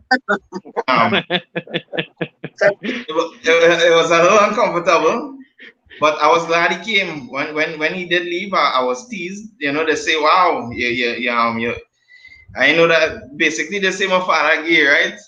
But I still was thankful that he came, and yes, I still had some grievances with him not being in my life, because I looked up to my father so much. When he wasn't in my life, I felt brokenhearted and I felt abandoned, and I also related that back to God too. That a relationship that a parents have with a child could also affect how they see God, in a good way and in a bad way, right? And around the time when my father came back into my life, that's around the time when I first encountered God. And one of the things God told me to do was to forgive my father and to honor him. And in doing that, my father, because I did that, I started to, because when he would come around, I wouldn't really have so much of a relationship with him. But because I decided to obey God and to honor him, we began to kind of grow in our relationship. And that is when he saw the transformation that was happening in my life. And I think because he knew his shortcomings, but he still saw that I was willing to forgive and still honor, that he was able to see the work that God was doing in my life. And he told me that ministered to him. When he saw what God was doing in my life, he said he need to get serious as well with God. And I would Yeah. say, and I open up an avenue for me to have an influence in my father's life as well. Than if I was being dishonorable, but yet I saying I is a man of God, but I dishonoring my father, it could have probably hindered even him receiving from God. So just to close, I just want to say that in all parents, good parents have their shortcomings, but your parents is somebody that God choose. God Right. literally a sovereign choice from God, and you honor your parents because you honor God's choice, and obviously if they do things that is not of God, you call it out. But I would say you honor your parents because that is a unique position, and it's something that is sacred. Right. Yeah, so I just And want to share that. I think that's important, like what the pastor is talking about, like with the rule and as a person, because obviously your father could do a lot of messed up things, and as you get older, even as you might have to pass, you might have to leave you home, you might have to do certain things, we should never come to a place where even you see, actually see it in the Bible with Noah. I think it's something clear you can see with Noah. Now, when it is he was found drunk and naked, one son went out and think he could go and talk about the father, but here the other two sons came in and they refused to look at the father to shame him. And all of his madness, not only drunkenness, they covered him and they walk, but the Bible actually said they walk backwards and they cover him because they didn't even want to see the father in that view or that light. And I think it's important to know that because we live in a broken world, a lot of people have a lot of grievances and they hold on to a lot of hurts and they hold on to a lot of pain. And it's really important for them. How I look at it, boy, when I grew up with my dad till he left, and one of the reasons I being honest, I never really had a hate for my father is one simple reason. You want to know the simple reason? When I look at that man, I used to see myself. And I couldn't picture hating myself. You catch where I'm coming from now. Yeah. I could, you know what I mean? And it's actually something in God's wisdom that you could. It's a part of God's love that you could realize that he's somebody who is unique to you that is beyond anybody else's. It's the person you come from, and I think you could see it even in society. If it is somebody who doesn't know their father or even their mother, some part of them, they would at least like to meet them once in their life. And I think it's important to know that you might have a messed up father in your life, but think about the opposite side where some people don't even know who their father or their mother is. So it's important to know that you should honor them. I'm not saying to credit everything they're doing, because I think now reaching this society where everybody wants to have their rights and everybody wants to be right, and they miss love and they miss this sense of what is God's intention. That it's not necessary for you to hold up somebody who is a rapist and who it's not necessary all those things. But to understand that this is the person who created it, and you should honor them to some degree, where it's not something credited in the context of all the good things to do, all the bad things to do. It's just because of who they are. You should still have a reverence towards them. But you go ahead, Eva, with the next question, because I think it had one or two other questions. All right, so we have quite a few questions. Some of them, one or two of them, may have kind of been answered already to some extent. I believe Pastor Hamilton would have touched on it, but I think some persons would have probably joined in late. So if I do ask a question, just for that person's sake, we can probably just summarize, just for out of time, I guess you could say. Mm-hmm. So I have a few questions here, like I said, so we could probably just make the answers summarized. So we have to cite Joseph. She says, I realize growing up mothers are the ones who play both roles. So my question is, is it fair for the mother to go out and work to provide for the household and the father stays at home? Is it fair? Yeah. Well, so she said, speaking what? So she says, I realize grown up mothers are the ones who play both roles. So her question is it fair for a mother? She mean in her situation, because that's not like the common situation for years. No, that's not really the common, yeah. Because I'm just reading based on what she's saying here. So she said her question is it fair for the mother to go out and work to provide for the household and the father stays at home? I also have another question here, kind of similar to that. It could be like a yes or no type of answer. Since I also asked, if the parents are separated but are playing their roles in their children's life, is that a good or bad thing? That's a good question. You good? All right. Yeah. Maybe I can jump into the first question. The whole matter in the first question that you just read it again there. Sure. I realize growing up mothers are the ones who play both roles. So my question is it fair for the mother to go out and work to provide for the household and father stay at home? Right. Right. So what is coming to my mind here is that, is it an agreed position where it's a stay-home dad? Right. Because that's one of the models that some families work with, that the woman goes out and the man is the stay-home dad. Is it like that? Is it a case where daddy is qualified but cannot get a job? Right. That's another variable that we see happening. It's not that all men are just sitting down sponge. I know personal cases of guys who are overly qualified and they just cannot get a job. Okay, is it a case like that? Is it a case where mommy is complaining and it's in the hearing of the children? So that means that, okay, this thing was not an agreement. Daddy is sponging here. So when you talk about fairness now, that idea of fairness conveys that maybe this was not an agreement. Maybe mommy is feeling the weight of it. And obviously, now, many years ago, there was this song, 50-50 Love. And I say to people, there's no such thing as 50-50 love. Everybody comes to relationship with different skill sets, finances, and it's never 50-50. Always Yeah. somebody giving more than Yeah. the other. And it's Right. to appreciate and understand that. So when you talk about fairness, we're not here talking about trying to cut it even down the path. Some people, because of their education background, their promotion, they may be making more money than their partner, and so they are bringing more to the table. So whether it's proportionate or by ratio, we try to work towards the best. But if it's just a man that's staying home sponging, obviously that cannot be fair because Yeah. mommy is taking the whole weight and brunt of carrying the home. So if it's a Yeah. simple answer like that, it cannot be fair. But Yeah. if there are other variables, you have to work through the other variables. All right. Now the matter of separation or divorce, but the parents are playing their roles in their children's life. The critical question is who defines what this role is? What roles are they playing? You see, when you read Malachi chapter 2 and verse 15, Malachi 2:15 says, and you go to 13 and 14, 15, God says, you have dealt He. treacherously with the wife of your youth. Mm-hmm. And God asks a question, why did I make you one? It's in that same verse. Why did I make you one? That you may raise a righteous seed.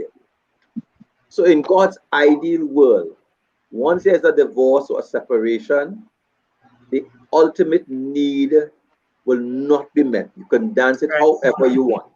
Right. Right.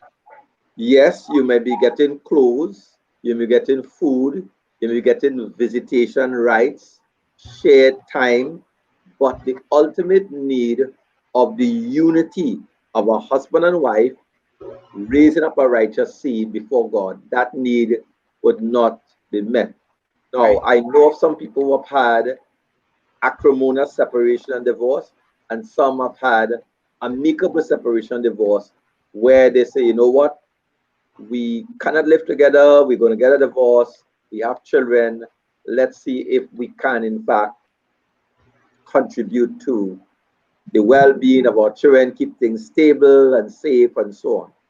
But in actual fact, the ultimate need I'm talking, not, we use this word ultimate versus proximate. The proximate need is what you have in the immediate, but the ultimate need is God has created the institution of marriage to mirror the relationship between Christ and his church. And the ultimate need is that testimony of what marriage should be before our children. That need will not be met because it is saying that it is broken. Now, the subliminal message sometimes that is sent with a divorce or as the case may be is children could leave the woodwork while they love their mommy and they love their daddy. They leave the woodwork with not too much of a confidence that their own marriage may work out when it's Yeah. there. Powerful stuff. You good, Eva? Yes. All right. So I have a few more questions, just about 4 or 5 questions, right? With regards to this question here, I also saw two comments that are kind of related to it. So I'm going to read those two comments first, and then I'll get into the question. We have from AJJ Allen. Some mothers tell their children, you just like your father when the child does something wrong. This requires the child to see the father in a wrong way, not because the both parents don't agree you poison the child against the father. We also had a comment from Tesai. She says, because every time my mother gets vexed, she tells me I look just like him and make things look like I'm the reason for everything wrong. Every wrong thing that happened or happening. So the question now, which kind of was relating to those two comments we had from Chanel Ashwell, she's asking, what about a mother who bad talks the father to the children, therefore skewing how the child would see and relate to their father? You know, Galatians talk about the law of sowing and reaping. And unfortunately, mother is sowing seeds and she's going to reap a harvest when that person comes to years. Because what is happening there, it is reflecting that there's still unresolved issues with the father. There's still anger that looks to be present. And so the child then looks like the person who would be the recipient of the ventilation of that unresolved and anger. That would, in fact, be planting seeds for the future. And there comes a point in time that children reach the age of autonomy where they could make the decision who they're going to live with and who they are going to see as the preferred parent. A Yeah. mother who is doing that, for me, she's engaging in untold gifts to her children, and she will, in fact, reap the repercussion of that, whether the child begins to dislike mommy or dislike themselves or dislike the association of being born in that family. Okay. Kind of going on to the next question, yeah? Yeah, you good. So we had a question from Keisha Mackenzie. Now I know I would for like sure. I would like Unika to add to that, but since she's not here, well, I mean, it's from a woman perspective now. But yes, you think I want to add to that from as a woman side of it, you know? What you think that as a the woman bad talking? What you think about that? But that is definitely But how do bad you come thing out of that situation? as Like a question woman. and question. Yeah, like how do you come out of a situation? Like say you are that child, and that's how now your view basically skewed by how it is maybe a view your father or something like that, right? Think about the how do you situation. The yeah wife, the child. What do you mean? the child the child. Well, right. Okay. Children, when they're children, they're a little more vulnerable, and they tend to take what their parents say as word, as the gospel, right? When daddy say or mommy say whatever. But when they become young adults, they start to get more, when they start to get to think for themselves, they become intelligent, they become more socialized, they get out there, they see other families, they see how things are really supposed to work, right? Um, Eventually the child will realize, but wait now, what mommy used to do, what mommy used to be telling us all these years, she could be so, because that is if the child goes on to be socialized properly and comes out of that environment and realize. So the child could come to a point one day where they realize, wait now, it wasn't really daddy was the villain, and Yeah. the mother, when she thinking, well, the children on my side, when they become older, they start to realize, but wait now, poor daddy is years my father. My father was getting abused all these years. Poor daddy, they start their eyes open. But as a child in that situation, um, it's tough as a young child. I mean, even children have sense too. And I mean, Yeah. I've spoken to children been in that situation. They say, well, I don't know why mommy always say these things about daddy. But it's the poor things they trapped. Whose side you're Yeah. gonna take? It's a horrible place for a child to be in. Because you love mommy and daddy, and here it is mommy saying all these horrible things about daddy, and you don't want to be on anybody bad side.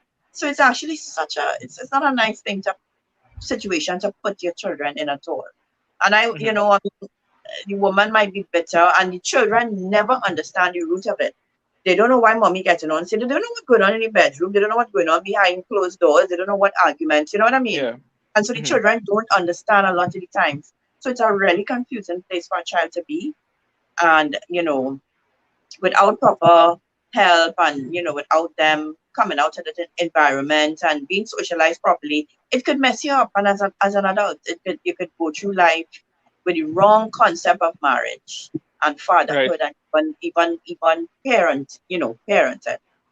Mm-hmm. Awesome stuff. We have from Keisha Mackenzie. Now I know for sure this was answered earlier.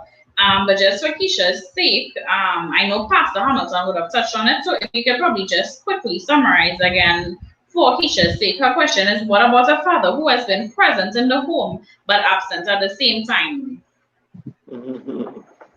But I think he definitely touched on Yeah, that. but Yeah. she came in late. So I don't know if you could just summarize for her sake. Nah, boy. What she could do is go back and watch the show. Please, stranger. Okay, so Keisha, Mackenzie, for you, because actually it might be hard to is something hard to ask for him to summarize because he actually went to depth into that. Yes. So Keisha, after the show, our show is always on our page, all right? So you can go back on and skim through, and you will definitely find that answer. Just to give you a little pointer, he spoke of absenteeism and so on. So once you hear that little term and that phrase, you know you're in the right spot, all right? To help out is the start of the second segment. So is the So beginning. That's one of the giveaway. the first giveaway. That's one of the core questions we started off with. Like if it is somebody's missing that, like what is some of the things that they might not see or lack in themselves. So yeah, you ready for? All right, we have from Susan Singh. She says, how do you deal with being in a home? You're married and your husband don't have time for the child. His work comes first. How do you deal with that? How do you deal with being in a home? You're married and your husband don't have time for the child. His work comes first. How do you deal with that? Well, what I could tell you, that's a big one.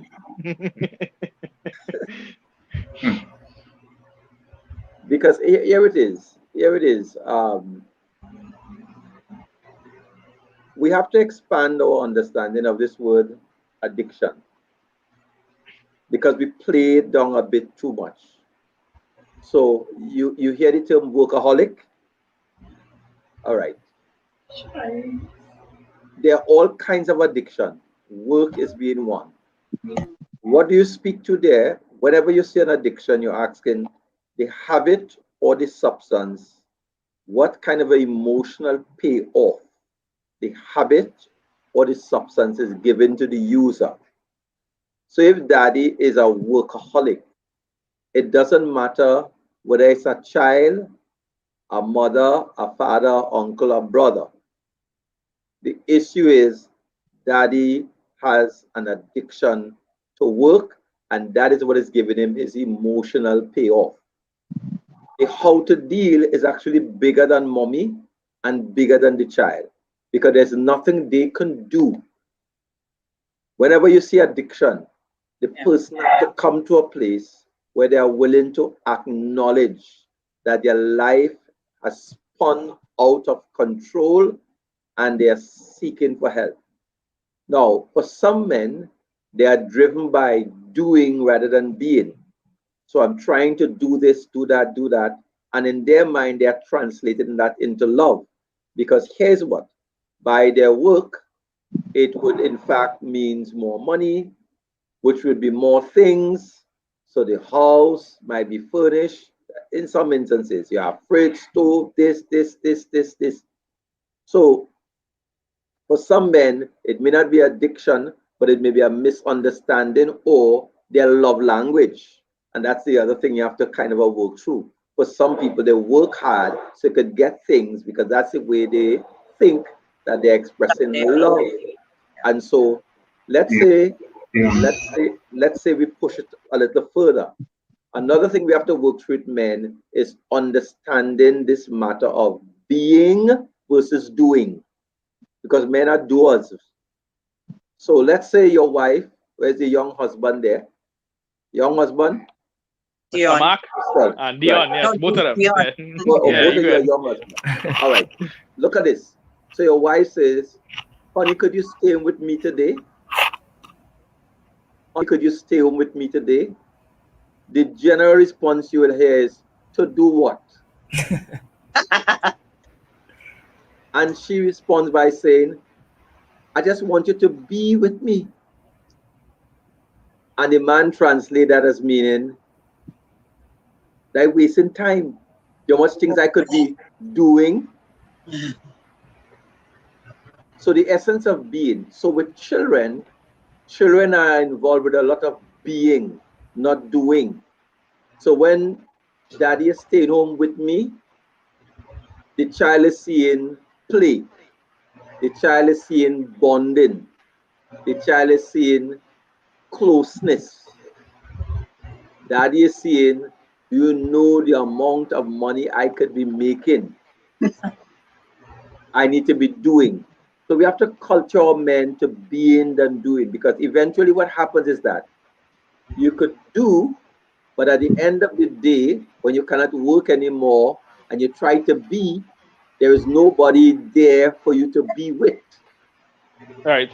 You start to be with yourself. Hey. You So be with your gadgets. I will not answer you back. I will not shoot a question there, right? So just to spin it up from the man point of view, how a man might think, right? Yeah. A man might say, all right, well, I hear what you're saying, right, Pastor? But you see, if I don't make the money and I don't do certain things, and next thing gonna be nagging me right through because it's had bill, it's had this to do, it's had this to do, it's had that to do. And in the end result, this gonna last for a moment. The happiness gonna last for a moment where I need this, I need this. But then in the long run, it's just when I look at the portfolio, everything happening, you at its core not happy because there are certain things in the house, like it's in the fridge. We had to go to courts, we had to pay in this every month. Because I just talk about the average person, right, who live in and maybe they can't afford a certain type of lifestyle, right? Because that is basically what this happen, right? Maybe the father had to go out and work maybe extra hours or something, and maybe the mom home. That's the scenario we're painting here, right? That's basically so my question to you is this, right? Yeah, but that is exactly why, exactly why we need both people to be having conversations in terms of who is to be doing what. And Kyle, I could Right. add to that. I could add to answering the question as well too. Yeah. In my situation, I had to adjust a lot of things as well. And this same scenario is exactly what I had to go through. So like when I just started, I was working all the time because I was, even though I know all the Bible verses and stuff like that, when you're actually in it, is a different scenario, right? Especially having two, and you're not sure, you are the sole breadwinner, you're not sure of the future, it's uncertain. You want to make sure that you stack up your paper tall in case anything, because if my foot break, I can't go to work. You know what's going on with me. And And even Pampers if not the cheap. children sick too, and if the children get sick too, you have money to Yeah, do certain things, right? So Pampers not cheap, milk not cheap, and you have two. mhm. So to answer the question, you had to be able to look at the bigger picture and sit down with your significant other and say, okay, here's what. So we can spend time with the kids and stuff like that, yes, but this is time set aside for work, or this is time set aside for play. So one of the things I did is I adjusted what I do. So I came out of the 9 to 5 altogether. I don't work on 9 to 5 anymore. I set my own hours, and I mean, the United States, it kind of gives you that kind of leeway where you can make those decisions. And in Trinidad, it's kind of difficult to just up and say, "Go and leave your job just like that." But that's what I did because of my priority of my kids. So having them now in the picture allowed me now to set my own time and be able to now spend time. So, like for example, I'll give you a perfect example. Mondays, I clear my schedule for Mondays. From ever since I know myself, I hated Monday, so I did something about it. So I try to spend time on the evening with my son, with my kids and my wife. We'd go out. You all hear me? Yeah. Yeah. Yeah. We'll go out, take a stroll, in the park and stuff like that, and just put that first and then work after, because at the end of the day, the bills will get paid. And if you have the right mindset, you have your priorities straight. I think doesn't matter if you're a young parent, just got married, whatever the case, and you have kids, it will work out. Especially if put your trust in the Lord first, and He will guide you to where you have to go. That's just and I'll just give a suggestion too for all the young, because we have a lot of young people who might be aspiring to have kids, who might be a young dad, who might be aspiring. To answer the question, you have work, which is a priority. You had to provide. Yes, the Bible does speak about providing for your children and your children's children, like Pastor Hamilton said. But there's a point where you had to draw the line and say, okay, let me put my family first, and the money will follow. Or let me re-strategize. So instead of let me try and open up business so I can manage my own time as opposed to trying to be an employee. I'm not telling people to just go and fire you up tomorrow. Yeah. But what I'm saying is that when the kids become a priority, you Right. put God first, and then your kids become a priority, you change your priority. Because one of the things I always say, I do not have any respect for a man or somebody in the club, a dad who's in the club, the nightclub, or whatever, spending, let me say, $10,000, $15,000 on bottles or whatever, and you do have a bank account for your son or your daughter with the same amount of money in it, or even more, right? So when you change your priorities now, you realize that you will do certain things first that will, propel you forward, and then the money will come afterwards. You'll be able to spend time, and that takes care of everything else in the household. Okay, I guess the question was answered, Unika, because one of the things that the reason why I asked answer back that question to Mr. Hamilton, because when men hear that, a lot of men experience a different life. What I mean is that sometimes people not content and they say they want one thing, but when the rubber meet the road, there's arguments. I want a nice handbag. I want this. I want this. I want. They want to have certain wants. And when men interpret that, they say, well, I hear all the things you want. I know you want to go in the park. I know you want to go all this. By the end of the day, when I come home, there's an unhappiness, and I need to solve that. They get where I'm coming from, right? And they see, well, hey, watch me, I had to do these things. At the end of the day, one of the things we say, they must have certain conversations, and there must be some kind of compromise. And also, they must have. I think in any relationship, it had a time in life where I had to come to some kind of content. You had to be content in certain things in life. I had to be happy and see there's a bigger picture, like we were saying before. But you go ahead, Eva. All right. I think I have maybe one more. I have about 3 more. Right, Joseph says, is it right for a child to call a next man of the home daddy? A next man of the home? What? How much I guess she probably, when she say a next man, she probably mean like a stepdad or something. If you should call it stepdad daddy. Because it can't mean that you have 2 men in the home. But the way she phrased it was weird. It sounded like you have 2 men living in the house. I believe that's what she said. You have 2 men being a father. Well, Pastor's perfect because he said he didn't grow up with his biological dad. He grew up with a stepdad. So you tell us, what you think? Is it right for a child to call a next man of the home daddy? That is a confusing question. Let us make sense of it in this context, right? Yeah. If it says a stepfather, because life move on, and let's say as a little child, that's basically the person in your around. What do you think? I think, quite frankly, she clarified. She said like a stepdad. Right. Yeah. I think quite frankly, adults sometimes give the children too much work. You should. I think adults should actually take the initiative and define pathways that are not too clear for children. So let's say I'm a stepdad, all right? And maturely looking at this, I could take the advantage or take the initiative and say to the child, you're free to call me so and so and so and so. Or what makes you feel comfortable? Because you don't want any confusion there. Now, if you have esteem issues inside there or confusion of respect issues, I have seen some stepfathers who have come into situation and demand you have to. That for me is counterproductive and unwise. So we could take the initiative and make it easier for the children. Now, is it right to call? Really, I'm not sure that is a question that the child really should be raising. It's a question that the adults around the child should define. There's these ambiguities that create some problems. It's too much, I think, for the child to be deciding whether it's right to call. Is it demanded by the adult? That's another question that we need to be asking. Yeah, I guess if it's demanding that is something, this guy just earn like that, right? Because I look at it as the other side of the spectrum. If he is adopted, I don't think right away you might call the adopted parents daddy or mommy, depending on how old he is, right? If he's like maybe 13, 14, you might just naturally that's his daddy. But as his time go on, you earn that and you'll be able to say, well, there's my dad, that kind of way, and you could really respond in that kind of that.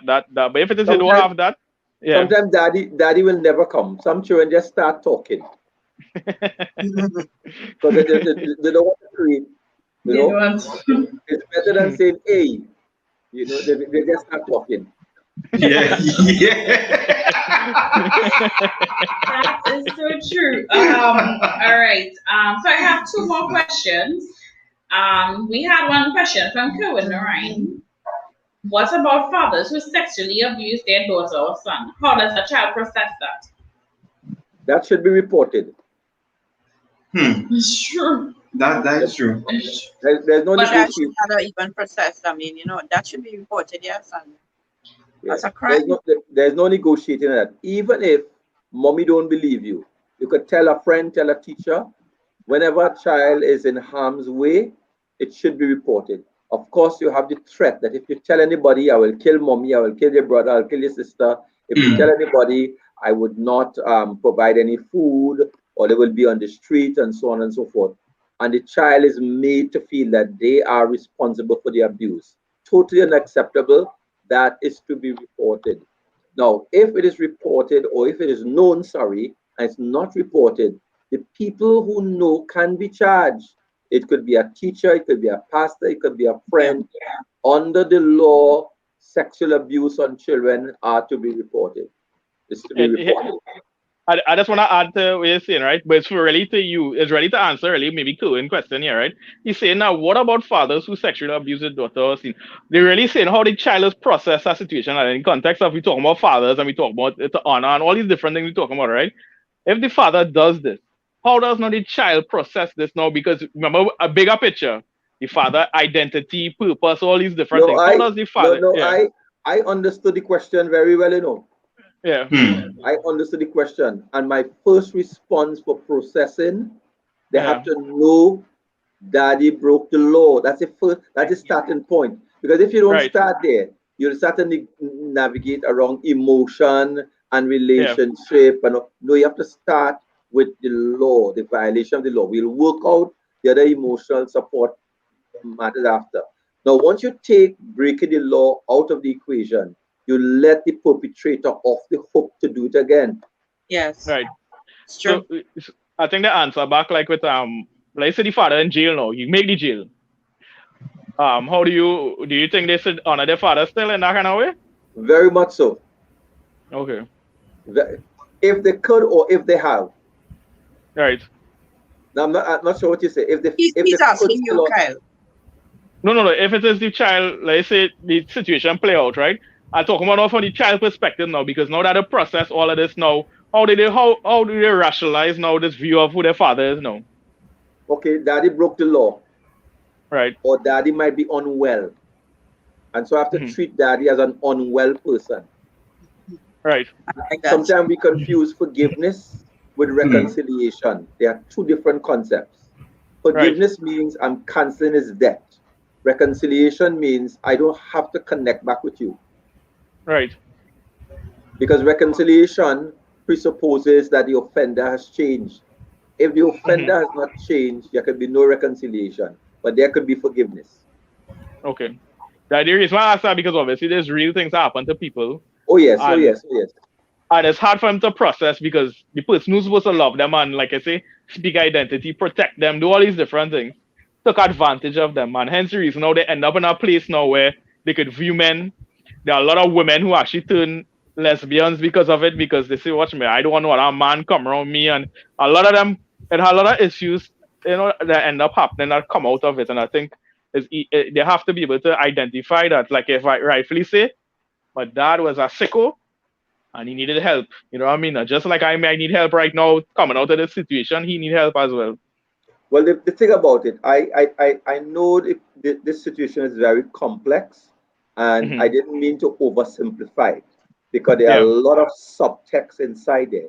So, for example, a mommy might deny it and say you're lying on your father and so on, and then you have to seek resources outside. And could you trust anybody else with this? No. Once the law gets involved, let's say daddy's incarcerated, the whole family will have to suffer some levels of shame and need the support system. If the child is in harm's way and becomes a ward of the state, that's a whole different kettle of fish, dealing with child guidance and whether the child will be placed in a foster home. Is a whole range of stuff. But the point about it is that the damage done is in the category of a crime, and so we need to keep that in mind. Yeah, Awesome. I think that question is starting a whole new show. Yes. It's difficult to answer that question with one statement or one. Yeah. That's another show. Definitely. You ready for? We have a question that just came in from Chanel Ashwell. Guys, if you have any more questions, because I just have, well, counting in Chanel's question now, I have 2 more questions. So if you have any more questions, now will be perfect time since we are Yeah, we need to start. We need to speed up because we wanna. You Yeah. might be able to ask it again. True, because we're going to be here. So Yeah. we have from... Yes, because I show past and different people have things to do. So yeah, Yes. You good. We have from Chanel. She said, but is it the responsibility of a child to have to understand that something is wrong with their parents? But I think it's better that that's what they think than anything else. It's better that they honestly, it's better that they understand daddy is sick and needs help than anything else, because then they would think, well, you know, what kind of monster is this? So if I think daddy is sick, daddy's unwell, or daddy committed a crime, I think that is actually a better place to start from, as Pastor said. You know, because you don't want it to be normal you don't want it to seem at all normal. So you make the child know it's a very abnormal situation. Daddy needs a lot of help. Daddy is sick. Let's pray for daddy. You know, daddy needs help. And I think that's a good place for the child to start to process things. And I think that would actually help the child process that the father and a situation. You know what I mean? Rather than see it as one, they get to recognize that there's a separation happening. There's a big problem and daddy need help. You know what I mean? Yeah. You ready for? Right. So we have one more question.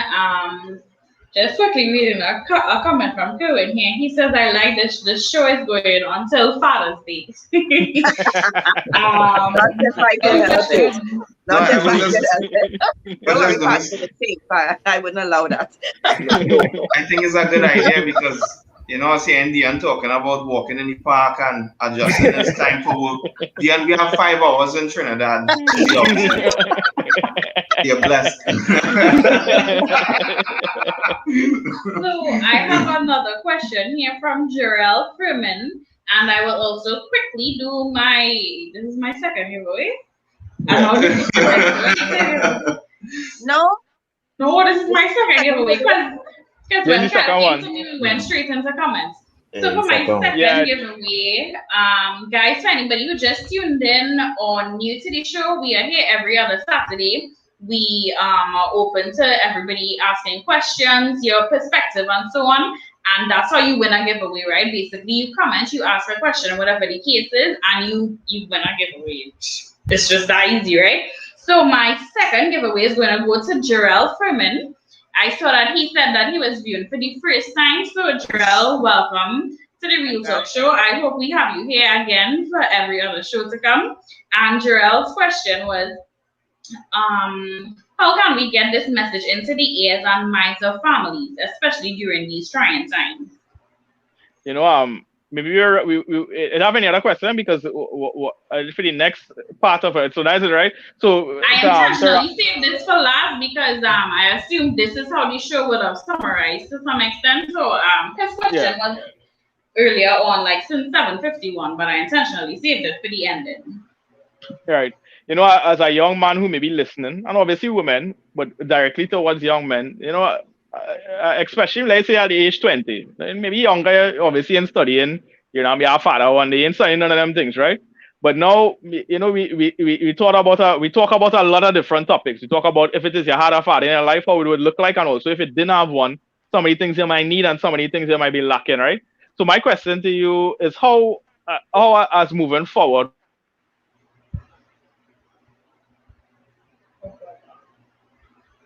And stop.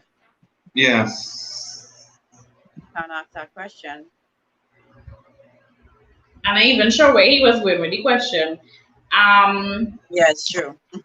Outside of that, guys, unfortunately, I did not get, until we get Kyle back, that is, I did not get all of your comments in because we wanted to really be able to answer the question. So that's the only reason for that. But I know we did have some comments. But I apologize to any of you for not actually being able to read all of the comments. All right, Kyle, we can go back to you now since sorry, it's just the WhatsApp internet, all in all the school. We just wanted to know, like, moving forward, like how, because I mean, in the beginning of the program, we didn't state that you are a pastor, and also that you do a lot of counseling. And I think your counseling is not just like relationships in general, right? Correct? Yeah. Yeah, so it's not like necessary, just it's all kind of different things, right? My question to you is, how do you move forward from this in an individual standpoint? Not necessarily like, because obviously we know socially things have to change, and but individually, what would you like to address people listening? We you think is their responsibility to act on this situation when it comes to maybe a lack of a father, and also like, I think in the world there's a lot changing, and I think it's a clear attack on fathers and the role of a man in the home.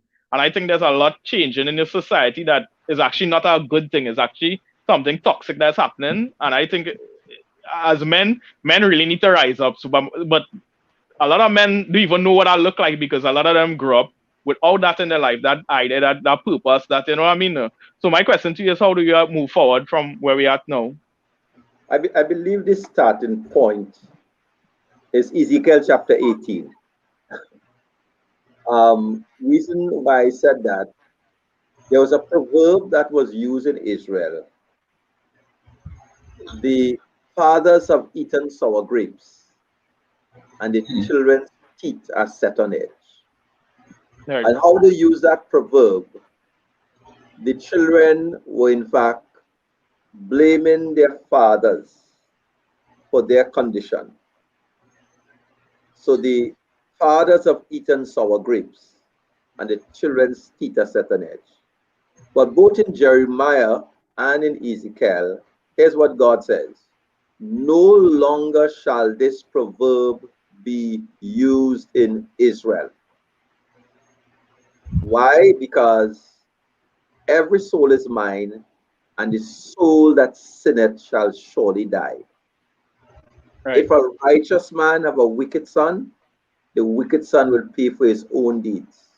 If a righteous son have a wicked father, the father will pay for his own deeds. So the starting point is, we have to quit the blaming game. Yeah, for sure. There comes a point in time where you have to take ownership of your life. Take Right. responsibility for your choices. You might have been a victim and a helpless child, but you don't have to live with a victim mentality. And so the proverb in Ezekiel 18 is, do not use that proverb anymore. The fathers have eaten sour grapes, and the children's teeth are set on edge. So I say to young men, look back at the liability or legacy left by your father and make a decision.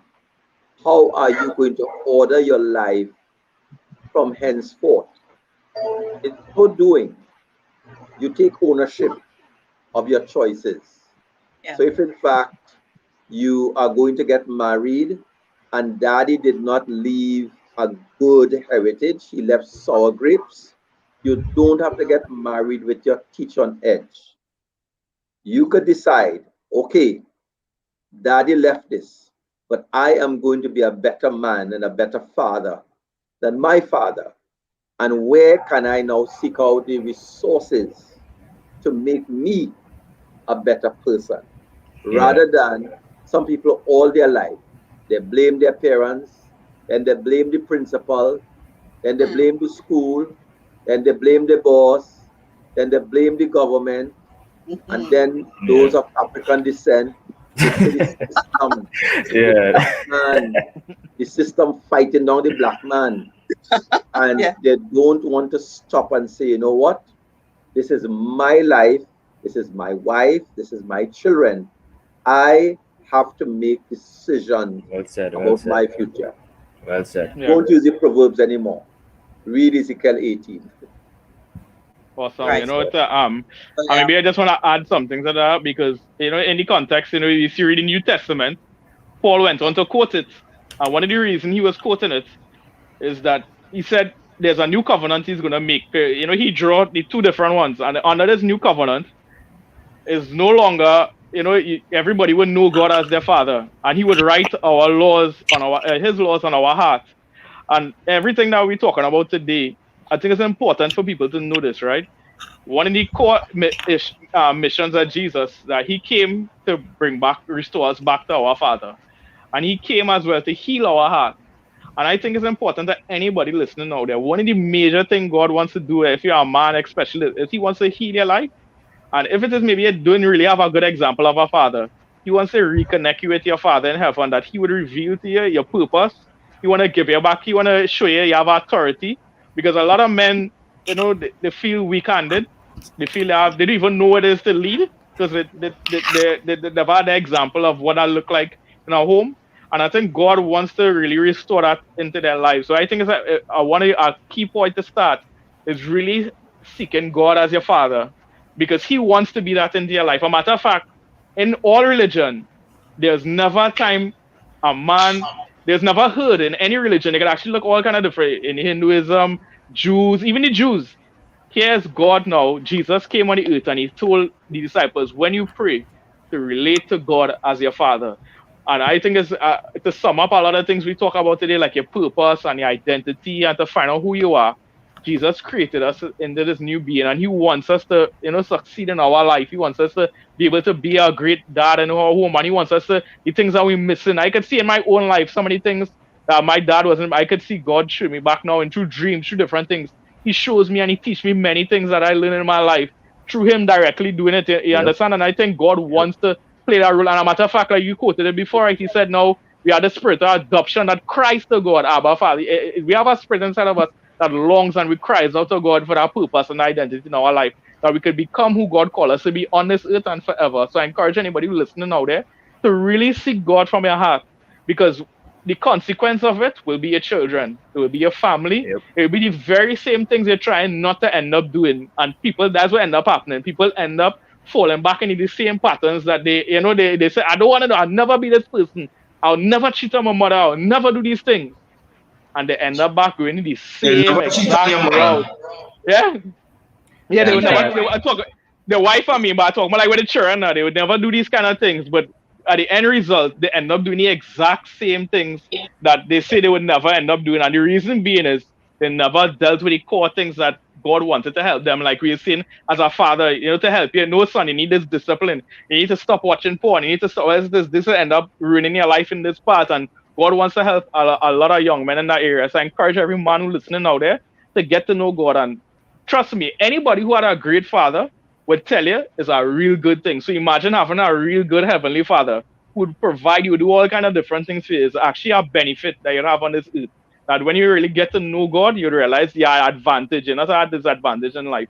Sometimes it would take some work, because even God said he would discipline you. He would straighten out certain things in your life, and it always seemed easy. And Onika, when your earthly father was, trying to give some discipline, and it wasn't easy. And no, it was not. Yeah.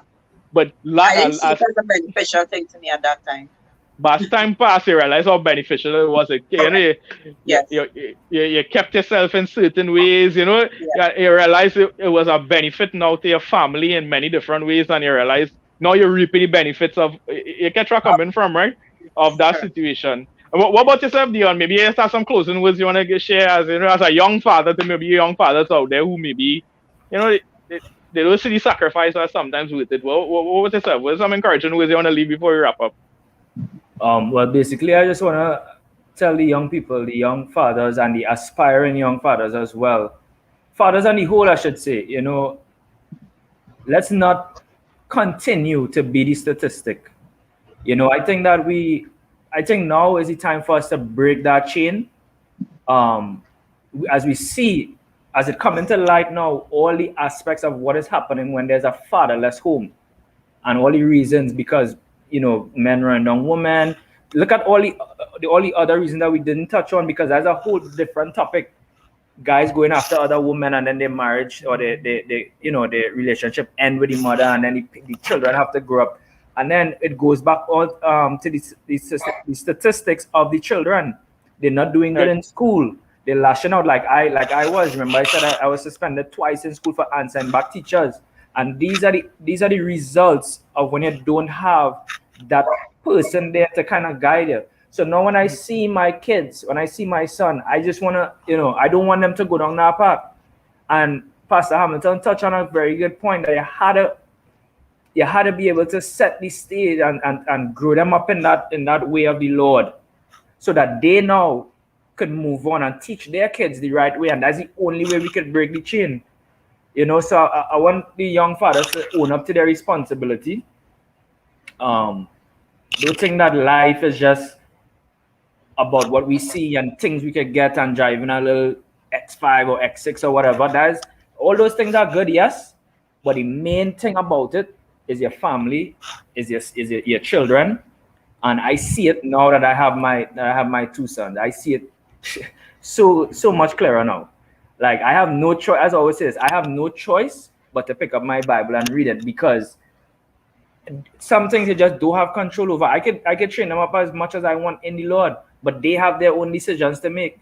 So I had to pray now that the Lord will help me to become a better man, and be around for them, so that they don't go astray and these kind of things. Yeah. Anything you want to close off with, Onika? And maybe Mark? No, a lot was said tonight. I learned a lot. I didn't say anything. I just want to thank Pastor Hamilton, and I see all the comments keep coming in. Everybody saying they learned so much.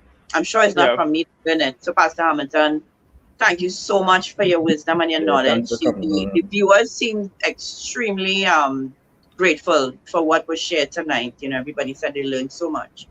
And Dion, thank you so much for your input as well. So proud of you. You seem so mature, beyond your age, beyond your years, I should say. I always tell this story. Like when I was growing up, I would look up to guys like Lil Wayne and DMX and these guys, So when I look at my life now and I say, boy, this was really you. Sometimes I can't even believe it, Yeah. I remember I was in Pastor Hamilton class those days in Roy Tech. Those days I was under the influence of popular guys on TV.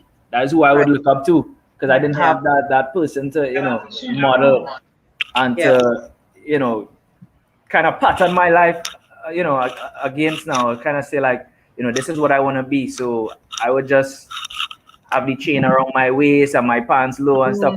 Sure, Nika, you don't even know me like that. I don't know you like that. I met you all cleaned up. I think Angel did a good job. I met you all cleaned up. It started with my mom. I would say that. It started with my mom, because she pulled my square and she said, straighten up yourself. You're going down the wrong path. So it started there. Yeah. Well, I just wanted to say, to be a father is a privilege and an honor. And if you look at it, even when we leave this earth in heaven, right? God is our heavenly Father forever. And even we in heaven, and we always gonna have this Father. The role of a father gonna be always a part of our life, even in heaven, where God being our heavenly Father. And there's something about that relationship as a father that brings like stability in our life and is a blessing. So I just want to say that every father out there is a God-given role, and don't take it lightly, because at the end of the day, it have like a judgment day. Don't be scared, just be sober, and we have to give our account, right? So don't be reckless with the love of God, and don't be reckless with the decisions you make. Don't be selfish, because the decisions we make don't only affect us, it affects others, and you're in a position to be a blessing. So I just wanted to share that, just to be sober about it. Yeah, powerful point. You have a child and you have to give her accountable. You have to get, even though you don't want to do it, one day you appear before God, and you have to give an account for the person you brought into this world. And I think that's powerful stuff. Eva, we want to go to you, and we want to thank Pastor and Diana again for coming on the show. It was awesome. You spent like about 2 hours with us and a half. We want to thank you for your time. I know you all have other things to do, and good night to my wife Angelia and my two sons as well too. I know they locked on all the time. We have big fans out there of Real Talk. We watch the show religiously. Just wanted to get out there, All right, guys. Anyhow, you close off, Eva. You can make Eva full screen on. Yeah. So, guys, unfortunately, we didn't get into all of the comments where you all were sharing your little points of views and so on. But I was so happy to have all of the questions and to get answers from Pastor Hamilton, Neeks, and Dion for all of your questions. It was really lovely sharing night with you. I'm not going to be long, I promise you. We've been here for a very long time, but make sure you stay tuned to find out who is the final giveaway, all right? I'm just gonna very quickly let you all know that we are here every other Saturday. We are here at 7:30. We have other services as well. I mean, if you like what you saw here tonight, our ministry, we usually have services on a Sunday, and that starts at 12. We have services on a Tuesday as well at 7. We have a prayer service on Thursdays. Thursday. What time chop starts? Chop starts at 8. 8. Okay. So we have chop, and the chop will be really good for, I think, especially with the times that we are in now. A lot of people tend to have prayer requests. They have certain issues or situations that they're going through in their life, and it's a great forum for you to get prayer and just fellowship somewhere in some way with others. Okay, so that's on a Thursday, and then on a Friday there's breaking bread at 9. And well, of course, Real Talk is every other Saturday. So, guys, you can go onto our page that is Champion Dynamics, either on YouTube or on Facebook. You could subscribe to the page. You could click on that notification bell so that every time we go live, you know and you're here with us, because we love having you, especially for Real Talk. We love being able to communicate with you and answer your questions, hear your point of view, all right? So, again, thank you all for being here. The show would not be the same without all of you. I want to say Happy Father's Day to all of the fathers viewing. Yes, Happy Father's Day. Yes. For being awesome fathers. I pray that the show tonight bless you. I know a lot of people take away from the show tonight, and I'm very grateful for that. And for my final giveaway will be Wesley and Bowen. Congratulations to you, Wesley and Bowen. You are the winner. I think I said earlier that I think this is the first time I'm seeing your name here. So if you are viewing for the first time, congratulations to you and welcome to the Real Talk Show, even though we're leaving. But so welcome to the Real Talk Show. Again, guys, it was lovely having all of you. Enjoy the rest of your weekend. And again, for all the fathers viewing, enjoy your Father's Day. Happy Father's Day. Happy Father's Day to all the fathers. Don't forget to tell the winners to send their email addresses, the inboxes, their email addresses. Nikki usually messages. So to all of you winners tonight, we had Wesley and Bowen, we had Esther Noel, and who was the second person? I can't remember the second name. Jarrell. But yes, it was Jarrell, correct. Right. Jarrell would have been the third winner. To all of you, just inbox us your email addresses, okay? So that we'll be able to forward you your Amazon vouchers. You also how easy that was, right? You just comment. So when every other Saturday, you could come here and comment and just win stuff. That's so cool, right? Anyway, guys, enjoy the rest of your weekend. Take care. It was awesome having you. Good night. Take care, guys.